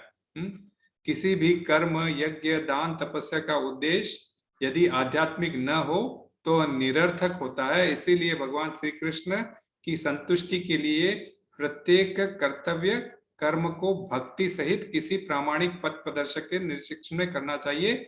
सभी वैदिक साहित्य में भगवान की श्रद्धा की संस्तुति की गई है। यदि भगवान के प्रति श्रद्धा न हो तो, या भगवान के प्रति श्रद्धा एवं विश्वास न हो या रहित होकर कार्य करने पर किसी का भी कल्याण नहीं होता। श्रील प्रभुपाद तात्पर्य में इतना ऐसा क्लियरली लिखते हैं। तो सतोगुण, रजोगुण और तमोगुण से, सतोगुण क्या है, रजोगुण और तमोगुण से श्रेष्ठ है, इसलिए तामसी और राजसी पूजा से सात्विक पूजा अधिक श्रेष्ठ है।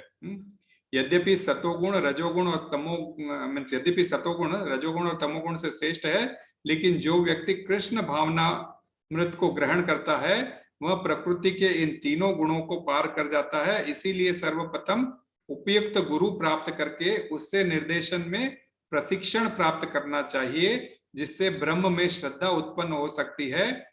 जब काल क्रम में यह श्रद्धा परिपक्व होती है तो उसे ईश्वर प्रेम कहते हैं। यही प्रेम समस्त जीवों का हमारा चरम लक्ष्य होता है। अतएव मनुष्य को चाहिए कि सीधा कृष्ण भावनामृत ग्रहण करे, और पूरे जो 17वें अध्याय का जो है सो यही मर्म, यही तात्पर्य है। तो इसीलिए आप जब देखते हो कि सबसे पहले श्रद्धा, यदि श्रद्धा है तो ही मतलब भक्ति को आगे बढ़ाने के लिए सबसे पहले क्या चाहिए, बोलते हैं श्रद्धा चाहिए कि भी हाँ भगवान है और हम है, हम दोनों पृथक है, तभी श्रद्धा डेवलप होती है। और श्रद्धा है तो फिर क्या होगा, उनको जानने के लिए आप साधु संग करोगे।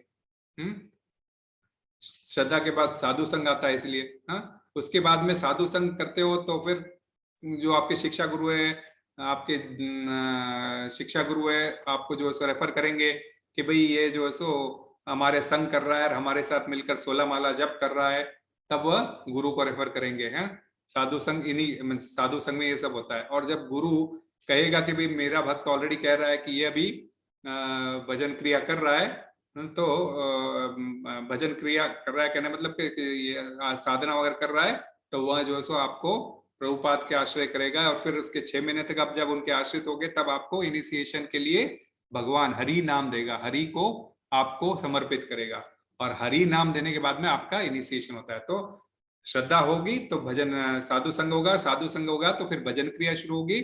फिर आपको जो है सो धीरे धीरे ऐसे ही आगे बढ़ते बढ़ते आपको उसमें रुचि होगी, और फिर आपको अंत में जाते जाते अंत में 9वें पायदान पे आपको मिलेगा ईश्वर प्रेम, जो कृष्ण प्रेम। आपके भजन क्रिया के बाद में आपके अनर्थों की निवृत्ति होना शुरू होगी। आप धीरे धीरे सारे पाप कर्म छोड़ोगे, चारों 4 रेगुलेटिव प्रिंसिपल्स फॉलो करना शुरू करोगे। अनर्थ निवृत्ति के बाद में आपको रुचि होगी, रुचि के बाद में मीन्स आपका है कि उसके अंदर एकदम दृढ़ता आएगी, और अंत में जाते आपको कृष्ण से प्रेम की गति प्राप्त होगी। तो ये एक प्रोसेस है। तो श्रद्धा यदि ना हुई, और श्रद्धा से जो भी कार्य करोगे आप भगवान के लिए यदि करोगे, जो भी दान दोगे, जो भी कर्म करोगे, गुरु के कहने के आदेशों के अनुसार करोगे, तो आपको ये सारे सात्विक कर्म प्रदान करेंगे। आपको फिर वापस आपको जन्म लेने में की जरूरत नहीं पड़ेगी।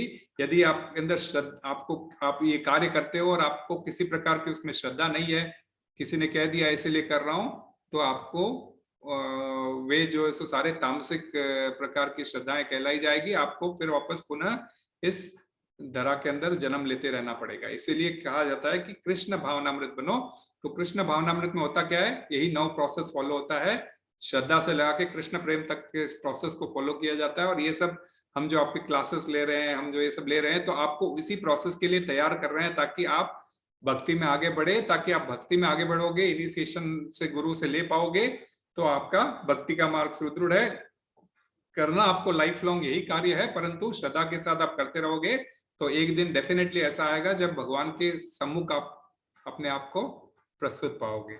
इसलिए इस तरह से जो है सो भगवान अर्जुन के दिए गए प्रश्नों का डिटेल में उत्तर देते हैं, एक एक चीज को ब्रेक करके। क्योंकि कई बार हम सोचते भी पूजा हमें किसकी करनी चाहिए ना, तो यहाँ शास्त्र बताता है कि देव द्विज गुरु प्राज्ञान, देवताओं की पूजा कर, देव समान भगवान की पूजा करो।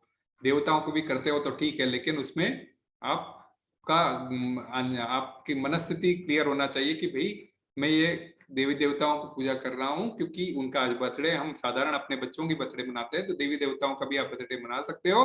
लेकिन ये रहना चाहिए कि उनसे क्या हमें आशा कुछ नहीं रखनी चाहिए। आशा क्या रखनी चाहिए कि हमें सिर्फ भगवान की भक्ति में लगाए रखो। उस मंशा से किया गई देवी देवताओं की पूजा भी सात्विक हो जाती है और अंततोगत्वा आपको भगवान की प्राप्ति होती है। तो डायरेक्टली आप, या अगर आप में अगर श्रद्धा है इतनी, तो आप डायरेक्टली भगवान की पूजा कर सकते हो, तो आप देवी देवताओं का रूप भी आप छोड़ सकते हो। क्योंकि कभी कभी क्या होता है कि देवी देवताओं की अधिक पूजा करने से वापस हम उस भौतिक जगत में ही चक्कर काटते रह जाते हैं। तो किसी का कोई प्रश्न हो तो, कि जैसे इसमें बना था आयु सत्व बला हो गए, तो एक तो ये श्लोक 8, श्लोक 10 और श्लोक 14 बहुत इंपॉर्टेंट है, जिसमें हमें क्या खाना चाहिए, सात्विक चीजें खानी चाहिए। 8वां श्लोक, 10वां श्लोक जो मीन्स 3 घंटे पूर्व, मीन्स लाइक 3 से 6 घंटे के बाद कोई बासी भोजन हो जाता है, वह भी नहीं खाना चाहिए प्रसाद को छोड़कर।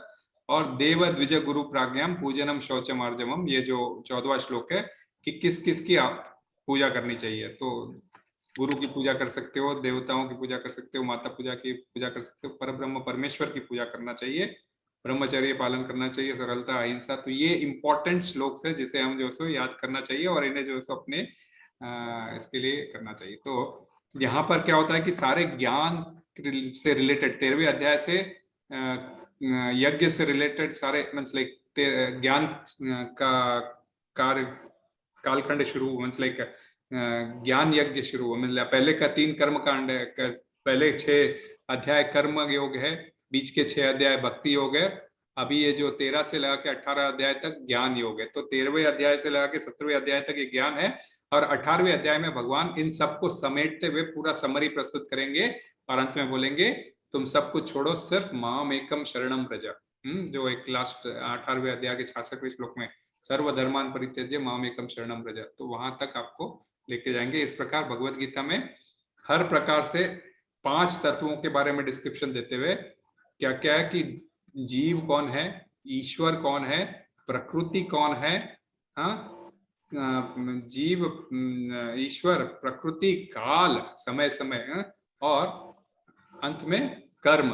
भगवत गीता इन 5 सब्जेक्ट में ही डील करती है, इसके अलावा और कहीं नहीं घूमती। जो भी आप श्लोक उठाओगे इन 5 तत्वों को लेकर ही रहेंगे, जीव, भगवान, प्रकृति, काल, समय, हर चीज का समय, और कर्म। इन 5 में से 4 चीजें हमारे बस में नहीं है।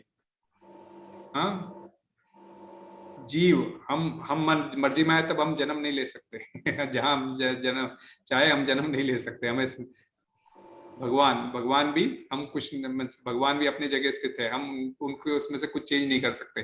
प्रकृति से हम, प्रकृति को कितना भी हम चेंज करने की कोशिश करें नहीं होगा, प्रकृति अपनी हिसाब से चलेगी। और काल, हम चाहते हैं कि आज समय यहाँ रुक जाए, मैं 16 साल का हूँ, 16 साल पे रुक जाऊं, नहीं रुक पाओगे, है ना। तो ये 4 चीजें हमारे बस में नहीं है, हम इसका कुछ नहीं कर सकते। ये 4 चीजें समय समय अनुसार अपना कार्य करते रहेगी। सिर्फ 5वां रह गया कर्म। कर्म हमारे हाथ में है, जिसे हम बदल सकते हैं।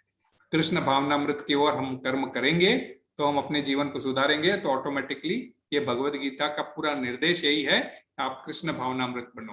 तो सिर्फ कर्म है जिसको हमें भगवान को अर्पित करना है, जिस भी रूप में करते हैं। तो ऐसा कोई कर्म नहीं है जो भगवान को अर्पित न किया जाए। जो भी हम अपने जीवन में कार्य करते हैं, सब कुछ को हम भगवान से कनेक्ट कर सकते हैं, तभी जो है सो ये सारे कर्म हमारे दिव्य हो जाते हैं और हमको जो है सो भगवत कृपा का रास्ता खोलते हैं। तो इसी के साथ मैं यहाँ पे विराम देता हूँ, 5:30 हो गई है। किसी का कोई प्रश्न हो तो कर सकता है, अन्यथा कल तो वर्किंग डे है, परसों आखिरी रहेगा, दैट इज शुक्रवार को हमारा 18वां अध्याय रहेगा। ये सुबह 10 बजे नहीं रहेगा क्योंकि मंदिर में अपने सार्वभौम प्रभु जी आए हुए, तो सुबह उनकी क्लासेस लेट हो जाती है, तो हम लोग शाम में 4 बजे रखेंगे, ताकि 4 से 6, क्योंकि 18वें अध्याय में 78 श्लोक है, तो 4 से 6 के बीच में दीन पावन प्रभु इसको लेंगे और हम इसकी पूर्ण समाप्ति कर देंगे श्रीराम प्रभुपाद रीडिंग क्लास की। जिससे आप लोग भी जिन्होंने अटेंड किया है, अटेंडेंस में पूरा कंप्लीट कर दूंगा और फिर आगे अथॉरिटीज को पहुंचा दूंगा, जिससे आप लोगों के इनिशिएशन के समय ये अटेंडेंस वगैरह काफी काम आएगा। हरे कृष्णा। तो किसी का कोई प्रश्न हो तो आप पूछ सकते हैं प्रभु। हरे कृष्णा। हरे कृष्ण प्रभु जी। प्रश्न नहीं है मेरा, तो नहीं है, बहुत अच्छे से आपने समझा। हरे कृष्णा प्रभु जी। क्लियर। थैंक यू प्रभु। थोड़ा बहुत हमें त्रुटियां हैं प्रभु अभी, तो फिलहाल हम भी सीख रहे हैं, तो फिर भी किसी का कोई जिज्ञासा होता हूँ। नहीं प्रभु जी, हम इस लेवल पे नहीं है कि त्रुटि पकड़ सके, मगर आपने जो बताया बहुत अच्छा लगा, वो अच्छे से समझ में आया, मुझे अच्छे से आया। हरे कृष्ण। तो फिर हम लोग हरे कृष्ण प्रभु। हरे कृष्ण प्रभु। यस प्रभु। हरे कृष्ण प्रभु जी। हरे कृष्ण प्रभु। किसी का कोई प्रश्न है प्रभु? अन्यथा मैं यहाँ पे रोकता हूँ। हरे कृष्ण प्रभु जी। हरे कृष्ण प्रभु। यस प्रभु, बोलो प्रभु। प्रभु जी, ये जो सतोगुणी में देवताओं की पूजा करते हैं, रजोगुणी में राक्षसों की पूजा करते हैं, यक्षों की पूजा करते हैं, तमोगुणी में भूतों प्रेतों की पूजा करते हैं, यस, तो जो भगवान की पूजा करते हैं फिर वो शुद्ध सत्व में हो जाते हैं प्रभु।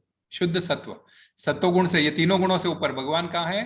भगवान ने कहा ना कि निस्त्रय गुण्यो भवार्जुना, भगवान को दूसरे अध्याय में बोलते हैं ना, भाई अर्जुन तुम तीनों गुणों से ऊपर उठो। तो जैसे ही हम भगवान की पूजा करना शुरू कर देते हैं, हम इन तीनों गुणों से ऊपर हो जाते हैं। अब जब आप मंदिर जाते हो सुबह सुबह मंगल आरती में, तो आप इन तीनों गुणों से परे होते हो। और जब आप भगवान गीता की क्लास सुन रहे होते हो, तो आप इन तीनों गुणों के तहत नहीं होते हो। आपको कितना भी फोन आए, डिस्टर्ब करे, ये आए, आप जो है उसको साइलेंट मोड पे रख देते हो, है कि नहीं? भगवान की आरती चलते रहती है और आप क्या करते रहते हो? ताली बजाते रहते हो, कीर्तन करते रहते हो, नृत्य करते रहते हो, आरती साथ साथ दोहराते रहते हो। तो भगवान का आप गुणगान कर रहे होते हो, तो तीनों गुणों से आप ऊपर होते हो। इसीलिए यदि हम तीनों गुणों से ऊपर नहीं उठ सकते, तो भी हमें सत्व गुण में रहने की कोशिश करनी चाहिए, जिसमें देवी देवता पहली सीढ़ी है। हरे कृष्ण प्रभु। यस प्रभु। एक बार आपके लिए महामंत्र बोल लीजिए, सब आदमी बोलेंगे। हरे कृष्ण हरे कृष्णा कृष्णा कृष्णा हरे हरे, हरे राम राम राम हरे राम हरे हरे। प्रभुपाद की जय, गुरुदेव महाराज की जय।